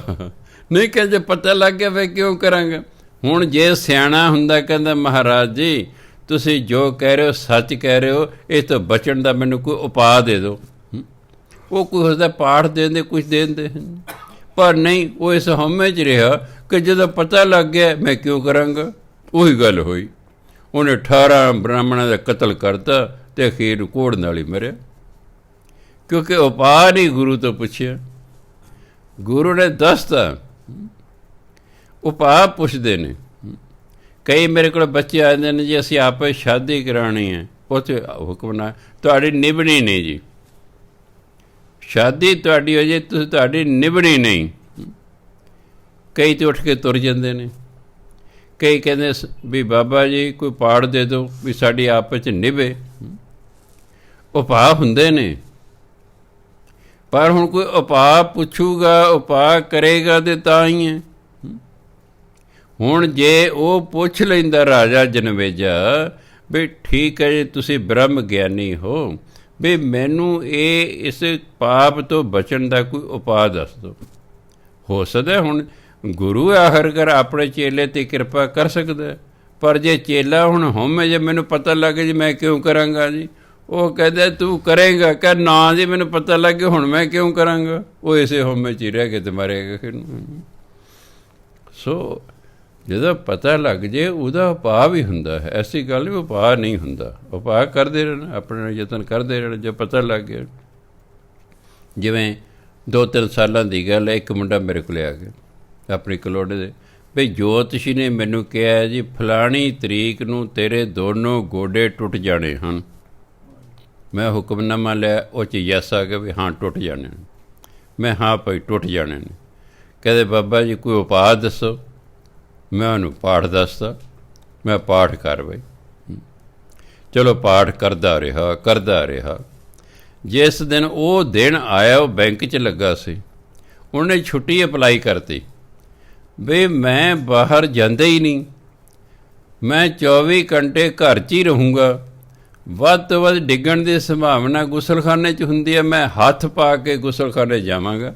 ਕੰਧ ਨੂੰ ਹੱਥ ਲਾ ਕੇ ਜੀ ਚਲੋ ਜੀ। ਸਵੇਰ ਦੇ 10 ਵਜੇ ਨੇ। ਇਹਨਾਂ ਨੂੰ ਨਾ ਮੋਬਾਈਲ ਨੰਬਰ ਦਿੱਤੇ ਹੁੰਦੇ ਨੇ ਬੈਂਕ ਵਾਲਿਆਂ ਵੀ ਤੁਸੀਂ ਮੋਬਾਈਲ ਬੰਦ ਨਹੀਂ ਕਰਨਾ, 24 ਘੰਟੇ ਤਾਂ ਔਨ ਰਹਿਣਾ ਚਾਹੀਦਾ। 10 ਵਜੇ ਟੈਲੀਫੋਨ ਆ ਗਿਆ ਵੀ ਚੰਡੀਗੜ੍ਹ 'ਤੇ ਜਿਹੜਾ ਸਭ ਤੋਂ ਵੱਡਾ ਅਫਸਰ ਬੈਂਕਾਂ ਦਾ ਨਾ ਉਹ ਆ ਰਿਹਾ ਵਿਜ਼ਿਟ ਕਰਨ, ਅਤੇ ਤੂੰ ਆ ਜਾ। ਕਹਿੰਦਾ ਮੈਂ ਸੋਚਿਆ ਲੈ ਬਈ ਹੁਣ ਤਾਂ ਟੁੱਟਣਗੇ ਹੀ ਟੁੱਟਣਗੇ। ਕਹਿੰਦਾ ਮੈਂ ਨਾਲੇ ਜਾਪ ਕਰੀ ਜਾਂਦਾ, ਨਾਲੇ ਕਹਿੰਦਾ ਮੇਰਾ ਕੱਦ ਬਥੇਰਾ ਸੀ, ਮੈਂ ਆਖਿਆ ਚ ਹੌਲੀ ਹੌਲੀ ਸਕੂਟਰ ਲੈ ਕੇ ਜਾਨਾ ਵੀ ਲੱਤਾਂ ਲਾ ਲਾਂਗਾ। ਮੇਰੇ ਅੱਗੇ ਅੱਗੇ 3 ਵੀਲਰ ਜਾ ਰਿਹਾ, ਮੈਂ ਉਹਦੇ ਮਗਰ ਮਗਰ ਜਾ ਰਿਹਾ ਹਾਂ। ਅਚਾਨਕ 3 ਵੀਲਰ ਦੇ ਅੱਗੇ ਹੈਗਾ ਕੁੱਤਾ, ਉਹਨੇ ਮਾਰੀਆਂ ਬ੍ਰੇਕਾਂ, ਮੇਰਾ ਸਕੂਟਰ ਉਹਦੇ 3 ਵੀਲਰ ਦੇ ਵਿੱਚ ਜਾ ਵੱਜਾ, ਮੈਂ ਧਰਤੀ 'ਤੇ ਡਿੱਗ ਪਿਆ। ਦੋਨੋਂ ਗੋਡੇ ਮੇਰੇ ਧਰਤੀ 'ਤੇ ਵੱਜੇ, ਝਰੀਟਾਂ 'ਤੇ ਆਈਆਂ ਪਰ ਟੁੱਟੇ ਨਹੀਂ। ਕਿਉਂ? ਦੇਖੋ ਘਟਨਾ ਉਸੇ ਤਰੀਕ ਨੂੰ ਹੀ ਵਾਪਰੀ ਜਿਸ ਤਰੀਕ ਉਹਨੇ ਦੱਸਿਆ ਸੀ, ਔਰ ਬਾਕੀ ਗੋਡੇ ਹੀ ਦੋਨੋਂ ਧਰਤੀ 'ਤੇ ਵੱਜੇ, ਪਰ ਉਹ ਪਾਠ ਕਰਦਾ ਰਿਹਾ ਕਰਦਾ ਰਿਹਾ ਕਰਦਾ ਰਿਹਾ, ਇਸ ਲਈ ਜਿਹੜਾ ਟੁੱਟਣਾ ਸੀ ਉਹ ਝਰੀਟਾਂ ਨਾਲ ਸਰ ਗਿਆ। ਇਸ ਲਈ ਜਿਹੜਾ ਹੈ ਭਜਨ ਬੰਦਗੀ ਕਰਦੇ ਰਹੀਦਾ, ਤਾਂ ਜੋ ਜਿਹੜੇ ਸਾਡੇ ਸੰਕਟ ਕੋਈ ਵੱਡਾ ਸਾਡੇ 'ਤੇ ਆ ਰਿਹਾ ਉਹ ਛੋਟਾ ਹੋ ਕੇ ਨਿਕਲ ਜਾਏ। ਹੋਵੇਗਾ ਜ਼ਰੂਰ, ਪਰ ਇੰਨਾ ਵੀ ਜਿਹੜਾ ਬਹੁਤਾ ਜਿਹੜਾ ਹੋਣਾ ਸੀ ਨੁਕਸਾਨ, ਉਹ ਥੋੜ੍ਹੇ ਨਾਲ ਸਰ ਜਾਂਦਾ ਫਿਰ। ਹਾਂਜੀ, ਇਸ ਲਈ ਭਜਨ ਬੰਦਗੀ ਕਰਦੇ ਰਹੀਦਾ ਹੁੰਦਾ, ਜਿੰਨੇ ਜੋਗੇ ਵੀ ਹੋ ਕਰਦੇ ਰਹੋ ਭਜਨ ਬੰਦਗੀ। ਸਭ ਇਕੱਠੇ ਹੋਏ ਆਇਆ, ਕਰ ਜਸਨ ਵਾਟ ਵਟਾਇਆ, ਗੁਰਮੁਖ ਲਾਹਾ ਲੈ ਗਏ, ਮਨਮੁਖ ਚੱਲੇ ਮੂਲ ਗਵਾਏ ਜੀਓ। ਸਭ ਇਕੱਠੇ ਹੋਏ ਆਏ, ਸਾਰੇ ਲੋਕ ਇਸ ਸੰਸਾਰ 'ਚ ਆ ਕੇ ਨੇ ਪੈਦਾ ਹੋ ਕੇ। ਕਰ ਜਸਨ ਵਾਟ ਵਟਾਇਆ, ਪਰ ਜਦੋਂ ਮਰ ਕੇ ਜਾਣ ਆਪਣੇ ਘਰਾਂ ਨੂੰ, ਇਹ ਰਸਤੇ ਬਦਲ ਬਦਲ ਕੇ ਜਾਣਗੇ। ਕੋਈ ਕਿਸੇ ਯੂਨੀ ਜਾਏਗਾ, ਕੋਈ ਕਿਸੇ ਯੂਨੀ ਜਾਏਗਾ। ਗੁਰਮੁਖ ਲਾਹਾ ਲੈ ਗਏ, ਪਰ ਜਿਹੜੇ ਗੁਰਮੁਖ ਹੋਣਗੇ ਉਹ ਲਾਹਾ ਖੱਟ ਕੇ ਜਾਣਗੇ, ਨਾਮ ਜਪ ਕੇ ਇੱਥੋਂ ਜਾਣਗੇ। ਮਨਮੁਖ ਚੱਲੇ ਮੂਲ ਗਵਾਏ ਜੀ, ਜਿਹੜੇ ਮਨਮੁਖ ਨੇ, ਦੇਖੋ ਇੱਕ ਮੂਲ ਹੁੰਦਾ, ਇੱਕ ਵਿਆਜ ਹੁੰਦਾ, ਜਿਹਨੂੰ ਪ੍ਰਿੰਸੀਪਲ ਕਹਿੰਦੇ ਧਨ। ਜੇ ਮੂਲ ਹੋਏਗਾ ਤਾਂ ਹੀ ਵਿਆਜ ਮਿਲੂਗਾ। ਜਿਹੜੇ ਗੁਰਮੁਖ ਨੇ ਉਹ ਤਾਂ ਮੂਲ ਜੋ ਚੰਗੇ ਗੁਣ ਲੈ ਕੇ ਅਸੀਂ ਉਹਨਾਂ ਨੂੰ ਨਾਮ ਜਪ ਜਪ ਕੇ ਵਧਾ ਕੇ ਲੈ ਕੇ ਜਾਂਦੇ ਨੇ। ਜਿਹੜੇ ਮਨਮੁਖ ਨੇ ਨਾਮ ਜਪੇ ਰਹੇ, ਜਿਹੜੇ ਥੋੜ੍ਹੇ ਬਹੁਤੇ ਗੁਣ ਪਿਛਲੇ ਜਨਮ ਦੇ ਕਰਮਾਂ ਕਾਰਨ ਮਿਲੇ ਸਨ, ਉਹ ਵੀ ਇੱਥੇ ਗੁਆ ਕੇ ਚਲੇ ਜਾਂਦੇ। ਜਦੋਂ ਆਪਾਂ ਭਜਨ ਬੰਦਗੀ ਕਰਦੇ ਹਾਂ, ਸਾਡੇ ਗੁਣ ਵੱਧਦੇ ਜਾਂਦੇ ਨੇ, ਔਗਣ ਘਟਦੇ ਜਾਂਦੇ ਨੇ। ਜਦੋਂ ਅਸੀਂ ਭਜਨ ਬੰਦਗੀ ਨਹੀਂ ਕਰਦੇ, ਸਾਡੇ ਔਗਣ ਵੱਧਦੇ ਜਾਂਦੇ ਨੇ, ਗੁਣ ਘਟਦੇ ਜਾਂਦੇ ਨੇ। ਇਸ ਲਈ ਮਨਮੁਖ ਮੂਲ ਗੁਆ ਕੇ ਜਾਂਦੇ ਨੇ, ਗੁਰਮੁਖ ਲਾਹਾ ਖੱਟ ਕੇ ਜਾਂਦੇ ਨੇ। ਤੂੰ ਵਰਨਾ ਚਿਹਨਾ ਬਹਰ, ਹਰ ਦਿਸੈ ਹਾਜ਼ਰ ਜ਼ਾਹਰਾ। ਹਾਜ਼ਰ ਜੱਜੇ ਦੇ ਪੈਰ 'ਚ ਬਿੰਦੀ, ਜ਼ਾਹਰਾ ਜੱਜੇ ਪੈਰ 'ਚ ਬਿੰਦੀ, ਇਹ ਦੋਨੋਂ ਸ਼ਬਦ ਫਾਰਸੀ ਦੇ ਨੇ। ਜਿਵੇਂ ਆਪਾਂ ਕਹਿੰਦੇ ਉਹ ਜੀ ਸਕੂਲ 'ਚ ਹਾਜ਼ਰ ਹੈ ਜੀ, ਹਾਜ਼ਰੀ, ਹਾਜ਼ਰ, ਗੈਰ ਹਾਜ਼ਰ, ਜੱਜੇ ਦੇ ਪੈਰ 'ਚ ਹਮੇਸ਼ਾ ਬਿੰਦੀ ਲੱਗਦੀ ਹੈ। ਹਰ ਦਿਸੈ ਹਾਜ਼ਰ ਜ਼ਾਹਰ, ਸੁਣ ਸੁਣ ਤੁਝੈ ਧਿਆਇਂਦੇ, ਤੇਰੇ ਭਗਤ ਰਤੇ ਗੁਣਤਾਸ ਜੀਓ। ਤੂੰ ਵਰਨਾ ਚਿਹਨਾ ਬਹਰ, ਵਰਨ ਰੰਗ ਨੂੰ ਕਹਿੰਦੇ ਨੇ, ਚਿਹਨ ਚਿਹਨ ਚੱਕਰ ਕੋਈ ਨਿਸ਼ਾਨ ਨਹੀਂ, ਬਹਰਾ ਮੈਨੇ ਬਿਨਾ। ਹੇ ਪ੍ਰਮਾਤਮਾ, ਤੂੰ ਬਿਨਾ ਕਿਸੇ ਰੰਗ ਦੇ ਹੈ, ਬਿਨਾ ਕਿਸੇ ਚਿਹਨ ਚੱਕਰ ਦੇ ਹੈ। ਹਰ ਦਿਸੈ ਹਾਜ਼ਰ ਜ਼ਾਹਰ, ਤੂੰ ਹਾਜ਼ਰ ਨਾਜ਼ਰ ਵਿਖਾਈ ਦਿੰਦਾ ਹੈ। ਹਾਜ਼ਰ ਜ਼ਾਹਰ ਪ੍ਰਗਟ ਤੌਰ 'ਤੇ ਹਾਜ਼ਰ ਹੋਣਾ, ਭਾਵ ਹਾਜ਼ਰ ਨਾਜ਼ਰ ਦਿਖਾਈ ਦਿੰਦਾ ਹੈ। ਸੁਣ ਸੁਣ ਤੁਝੈ ਧਿਆਇਂਦੇ, ਜਿਹੜੇ ਤੇਰੇ ਭਗਤ ਨਾ, ਤੇਰੀਆਂ ਵਡਿਆਈਆਂ, ਤੇਰੀਆਂ ਚੰਗਿਆਈਆਂ ਸੁਣ ਸੁਣ ਕੇ ਤੈਨੂੰ ਧਿਆਉਂਦੇ ਨੇ। ਤੇਰੇ ਭਗਤ ਰਤੇ ਗੁਣਤਾਸ ਜੀਓ। ਗੁਣਤਾਸ ਹੁੰਦਾ ਗੁਣਾਂ ਦਾ ਖਜ਼ਾਨਾ। ਪਰਮਾਤਮਾ ਨੂੰ ਗੁਣਾਂ ਦਾ ਖਜ਼ਾਨਾ ਕਿਹਾ ਗਿਆ ਹੈ। ਸਾਡੇ ਕੋਲ 2 ਗੁਣ 4 ਗੁਣ 6 ਗੁਣ ਨੇ, ਰੱਬ ਕੋਲ ਗੁਣ ਹੀ ਗੁਣ ਨੇ, ਉਹ ਗੁਣਾਂ ਦਾ ਖਜ਼ਾਨਾ ਹੈ। ਜਿਹੜੇ ਤੇਰੇ ਭਗਤ ਨੇ ਨਾ, ਉਹ ਤੇਰੇ ਗੁਣਾਂ ਨਾਲ ਰੰਗੇ ਗਏ ਹਨ। ਮੈਂ ਜੁਗ ਜੁਗ ਦਈਐ ਸੇਵੜੀ, ਇਹਨੂੰ ਪੜ੍ਹਨਾ ਦਈਐ, ਦੱਦਾ ਯਈਆ, ਦਈ ਆੜੇ ਦਲਾਵਾਂ ਲੱਗੀਆਂ ਹੁਣ, ਦਈਐ, ਇਹਨੂੰ ਬੋਲ ਰਿਹਾ ਦਈਐ। ਮੈਂ ਜੁਗ ਜੁਗ ਦਈਐ ਸੇਵੜੀ, ਗੁਰ ਕੱਟੀ ਮਿਹੰਡੀ, ਇਹਨੂੰ ਮਹਿੰਡੀ ਪੜਨ ਮੰਮੀ ਸਿਆਰੀ ਉੱਤੇ ਟਿੱਪੀ ਹਾ ਡੱਡਣ ਬਿਹਾਰੀ। ਮਹਿੰਡੀ ਮੈਨੇ ਮੇਰੀ ਜੇਵੜੀ ਮੈਨੇ ਰੱਸੀ ਜਾਂ ਫਾਹੀ। ਹਾਂ ਬਾਹੁੜ ਛਿੰਝ ਨਾ ਨਚੂੰ ਹਾਂ ਆ ਗਿਆ ਨਾ ਇਸ ਲਈ ਨਚੂੰ ਊੜੇ ਨੂੰ ਬਿੰਦੀ। ਹਾਂ ਬਾਹੁੜ ਛਿੰਝ ਨਾ ਨਚੂੰ ਨਾਨਕ ਅਵਸਰ ਲੱਦਾ ਭਾਲ ਜੀਓ। ਮੈਂ ਜੁਗ ਜੁਗ ਦਈਏ ਸੇਵੜੀ। ਜੁਗ ਜੁਗ ਭਾਵ ਹਰ ਵਕਤ। ਦਈਏ ਮੈਨੇ ਪਰਮਾਤਮਾ ਦੀ, ਸੇਵੜੀ ਮੈਨੇ ਸੇਵਾ ਭਾਵ ਸਿਮਰਨ। ਮੈਂ ਹਰ ਵਕਤ ਪਰਮਾਤਮਾ ਦਾ ਸਿਮਰਨ ਕਰਦਾ ਹਾਂ। ਗੁਰ ਕੱਟੀ ਮਹਿੰਡੀ ਜੇਵੜੀ। ਗੁਰੂ ਨੇ ਮੇਰੀ ਜਿਹੜੀ ਸੀ ਫਾਹੀ, ਕਾਮ ਕ੍ਰੋਧ ਲੋਭ ਮੋਹ ਹੰਕਾਰ ਦੀ ਫਾਹੀ, ਜਮਾਂ ਦੀ ਫਾਹੀ ਗੁਰੂ ਨੇ ਕੱਟਤੀ। ਕਿਉਂਕਿ ਮੈਂ ਨਾਮ ਜਪੀ ਗਿਆ ਜਪੀ ਗਿਆ ਜਪੀ ਗਿਆ। ਗੁਰੂ ਮਾਨੇ ਕਿਰਪਾ ਕੀਤੀ। ਉਹ ਮੇਰੀ ਫਾਹੀ ਹੀ ਮਾਇਆ ਮੋਹ ਦੀ ਫਾਹੀ, ਜਮਾਂ ਦੀ ਫਾਹੀ, ਕਾਮ ਕ੍ਰੋਧ ਲੋਭ ਮੋਹ ਹੰਕਾਰ ਦੀ ਫਾਹੀ ਗੁਰੂ ਨੇ ਕੱਟਤੀ। ਹਾਂ ਬਾਹੁੜ ਛਿੰਝ ਨਾ ਨਚੂ। ਹੁਣ ਮੈਨੂੰ ਦੁਬਾਰਾ ਇਸ ਸੰਸਾਰ 'ਚ ਨਹੀਂ ਆਉਣਾ ਪਏਗਾ। ਹੁਣ ਮੈਂ ਦੁਬਾਰਾ ਸੰਸਾਰ ਝੰਜਟਾਂ 'ਚ ਨਹੀਂ ਪਵਾਂਗਾ। ਨਾਨਕ ਅਵਸਰ ਲੱਦਾ ਭਾਲ ਜਿਓ। ਕਿਉਂਕਿ ਮੈਨੂੰ ਭਜਨ ਬੰਦਗੀ ਕਰਨ ਦਾ ਮੌਕਾ ਮਿਲ ਗਿਆ ਹੈ। ਲੱਦਾ ਮੈਨੇ ਮਿਲ ਗਿਆ ਹੈ, ਅਵਸਰ ਮੈਨੇ ਮੈਂ ਮੌਕਾ ਭਾਲ ਲਿਆ, ਮੈਂ ਮੌਕਾ ਲੱਭ ਲਿਆ ਹੈ। ਭਾਵ ਮੈਨੂੰ ਨਾਮ ਜਪਣ ਦਾ ਮੌਕਾ ਮਿਲ ਗਿਆ। ਹੁਣ ਮੈਨੂੰ ਦੁਬਾਰਾ ਜਨਮ ਲੈਣ ਦੀ ਲੋੜ ਨਹੀਂ ਪਵੇਗੀ। ਅੱਗੇ ਕਹਿੰਦੇ ਏਕ ਓੰਕਾਰ ਸਤਿਗੁਰ ਪ੍ਰਸਾਦ। ਸ਼੍ਰੀ ਰਾਗ ਮਹਿਲਾ ਪਹਿਲਾ ਪਹਿਰੇ ਘਰ ਪਹਿਲਾ। 4 ਪਹਿਰ ਹੁੰਦੇ ਨੇ ਰਾਤ ਦੇ, 4 ਪਹਿਰ ਹੁੰਦੇ ਨੇ ਦਿਨ। ਉਹ ਪਹਿਰੇ ਦੀ ਵਰਤੋਂ ਕਰਕੇ ਬਾਣੀ ਲਿਖੀ ਹੈ। ਪੁਰਾਣੇ ਜ਼ਮਾਨੇ 'ਚ ਅੱਖਰਾਂ ਦੀ ਵਰਤੋਂ ਕਰਦੇ ਸੀ। ਕੱਕੇ ਨਾਲ ਇੱਕ ਸ਼ਲੋਕ ਲਿਖਦਾ, ਫਿਰ ਖੱਖੇ ਨਾਲ ਲਿਖਦਾ, ਗੱਗੇ ਨਾਲ। ਦਿਨਾਂ 'ਤੇ ਵੀ ਲਿਖ ਦਿੰਦੇ ਸੀ, ਐਤਵਾਰ ਸੋਮਵਾਰ ਮੰਗਲ ਦੇ। ਥਿੱਤਾਂ 'ਤੇ ਲਿਖ ਦਿੰਦੇ, ਏਕਮ ਦੂਜ 'ਤੇ ਵੀ ਉਹਦਾ ਰਿਵਾਜ਼ ਸੀ। ਥਿੱਤਾਂ ਦੇ ਅਨੁਸਾਰ ਲਿਖਣਾ ਹੈ, ਮਹੀਨਿਆਂ ਦੇ ਅਨੁਸਾਰ ਲਿਖਣਾ, ਜਿਵੇਂ 12 ਮਾਹ ਹੈ, ਇਸ ਤਰ੍ਹਾਂ ਦਿਨਾਂ 'ਤੇ ਲਿਖਣਾ ਹੈ।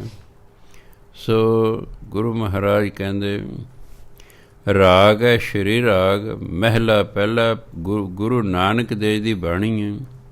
ਪਹਿਰੇ ਹੈਡਿੰਗ ਇਹਦਾ ਪਹਿਰੇ, ਘਰ ਪਹਿਲਾ।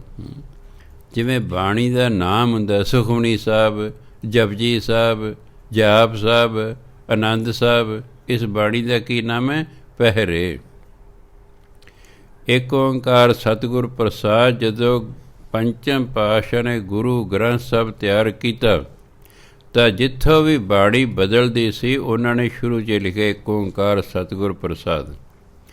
ਇਹ ਗੁਰੂ ਨਾਨਕ ਨੇ ਨਹੀਂ ਲਿਖਿਆ ਏਕ ਓਂਕਾਰ ਸਤਿਗੁਰ ਪ੍ਰਸਾਦ। ਜੇ ਉਹਨਾਂ ਨੇ ਲਿਖਿਆ ਹੁੰਦਾ ਫਿਰ ਪਹਿਲਾਂ ਹੁੰਦਾ ਸ਼੍ਰੀ ਰਾਗ ਮਹਿਲਾ ਪਹਿਲਾ ਪਹਿਰੇ ਘਰ ਪਹਿਲਾ ਏਕ ਓਂਕਾਰ ਸਤਿਗੁਰ ਪ੍ਰਸਾਦ। ਫਿਰ ਐਂ ਹੋਣਾ ਸੀ।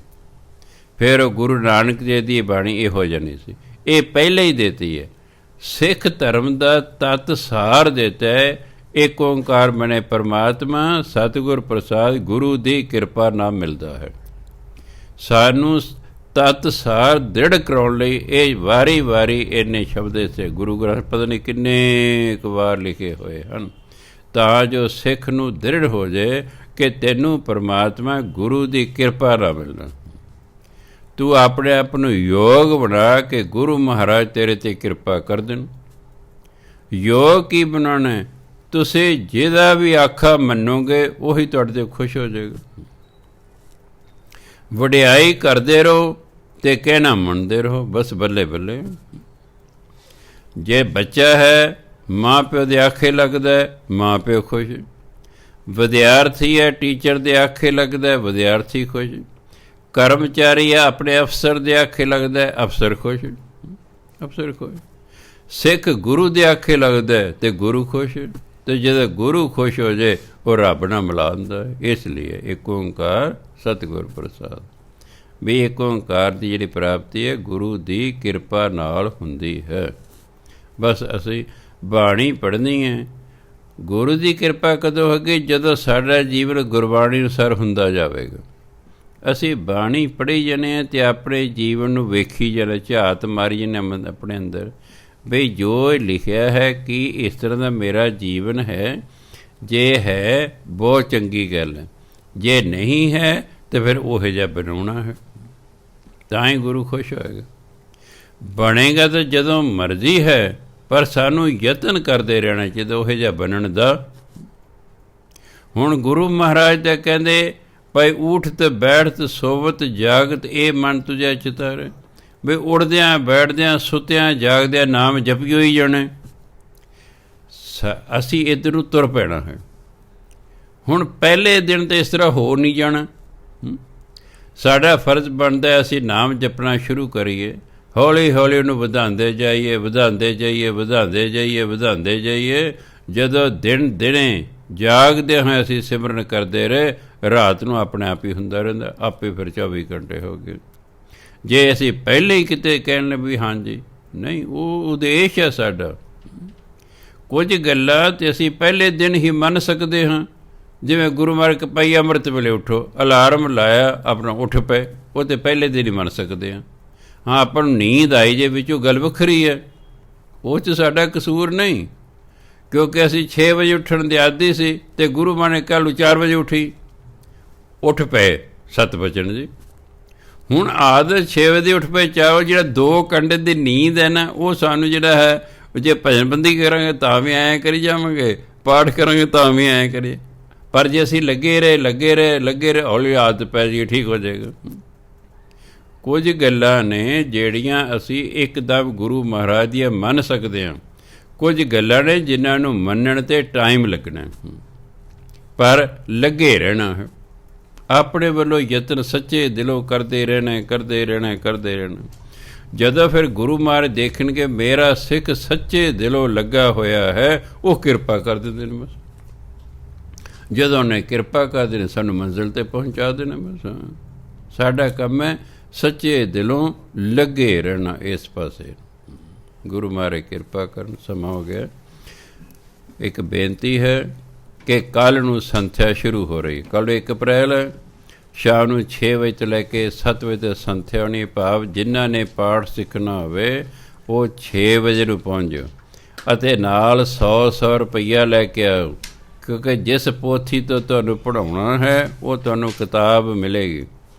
ਇਸ ਲਈ 100 ਰੁਪਈਆ ਲਿਆਉਣਾ, ਉਹ ਤੁਹਾਨੂੰ ਕਿਤਾਬ ਪੱਕੇ ਤੌਰ 'ਤੇ ਮਿਲ ਜਾਏਗੀ। ਉਸ ਤੋਂ ਬਿਨਾਂ ਪਾਠ ਨਹੀਂ ਸਿਖਾਇਆ ਜਾਣਾ। ਇਹ ਗੱਲ ਯਾਦ ਰੱਖਣੀ ਹੈ। ਜਿੰਨਾ ਪਾਠ ਸਿੱਖਣਾ ਹੋਵੇ ਕੱਲ੍ਹ ਨੂੰ 6 ਵਜੇ ਪਹੁੰਚ ਜਾਣਾ। ਦੂਸਰਾ, ਕਿਉਂਕਿ 6 ਤੋਂ 7 ਤੱਕ ਜਿਹੜੇ ਹੈ ਸੰਥਿਆ ਹੋਣੀ ਹੈ, ਫਿਰ 15 ਮਿੰਟ ਸੰਗਤ ਦੇ ਉਤਰਨ 'ਤੇ ਚੜ੍ਹਨ 'ਤੇ ਲੱਗਦੇ ਨੇ। ਇਸ ਲਈ ਕਥਾ ਜਿਹੜੀ ਕੱਲ੍ਹ ਤੋਂ 7:15 ਵਜੇ ਤੋਂ ਲੈ ਕੇ 8:15 ਵਜੇ ਤੱਕ ਹੋਇਆ ਕਰ ਰਹੀ ਹੈ। ਕੱਲ੍ਹ ਕੀ ਹੋਏਗਾ? ਦਿਨ ਵੀਰਵਾਰ, ਫਿਰ ਸ਼ੁੱਕਰਵਾਰ ਤੋਂ 7 ਅਖੰਡ ਪਾਠ ਸ਼ੁਰੂ ਨੇ। ਪਾਠੀ ਗੁਰੂ ਪਿਆਰੇ ਯਾਦ ਰੱਖਣ, ਸ਼ੁੱਕਰਵਾਰ ਨੂੰ 7 ਅਖੰਡ ਪਾਠ ਸ਼ੁਰੂ ਹੋ ਜਾਣੇ ਹਨ। ਆਪਾਂ ਸੰਤ ਮਹਿੰਦਰ ਸਿੰਘ ਜੀ ਖੰਨੇ ਵਾਲਿਆਂ ਦਾ ਹਰ ਸਾਲ 3 ਜਾਂ 4 ਅਪ੍ਰੈਲ ਨੂੰ ਜਨਮ ਦਿਹਾੜਾ ਮਨਾਉਂਦੇ ਹਾਂ। ਉਹਨਾਂ ਦਾ ਜਨਮ ਦਿਹਾੜਾ ਮਨਾਇਆ ਜਾਣਾ ਹੈ, ਇਸ ਲਈ ਇਹ ਅਖੰਡ ਪਾਠ ਹੋਣੇ ਨੇ। ਸੋ ਜਿਨ੍ਹਾਂ ਦੀਆਂ ਡਿਊਟੀਆਂ ਲੱਗੀਆਂ ਹੋਈਆਂ ਨੇ ਉਹ ਆਪਣਾ ਯਾਦ ਰੱਖਣ, ਅਤੇ ਜਿਹਨਾਂ ਨਹੀਂ ਪਤਾ ਹੁਣ ਇੱਕ ਦੂਜੇ ਨੂੰ ਪਾਠੀ ਨੂੰ ਦੱਸ ਵੀ ਦੇਣ, ਭਾਈ ਅਖੰਡ ਪਾਠ ਸ਼ੁਰੂ ਹੋ ਰਹੇ ਹਨ। ਵਾਹਿਗੁਰੂ ਜੀ ਕਾ ਖਾਲਸਾ, ਵਾਹਿਗੁਰੂ ਜੀ ਕੀ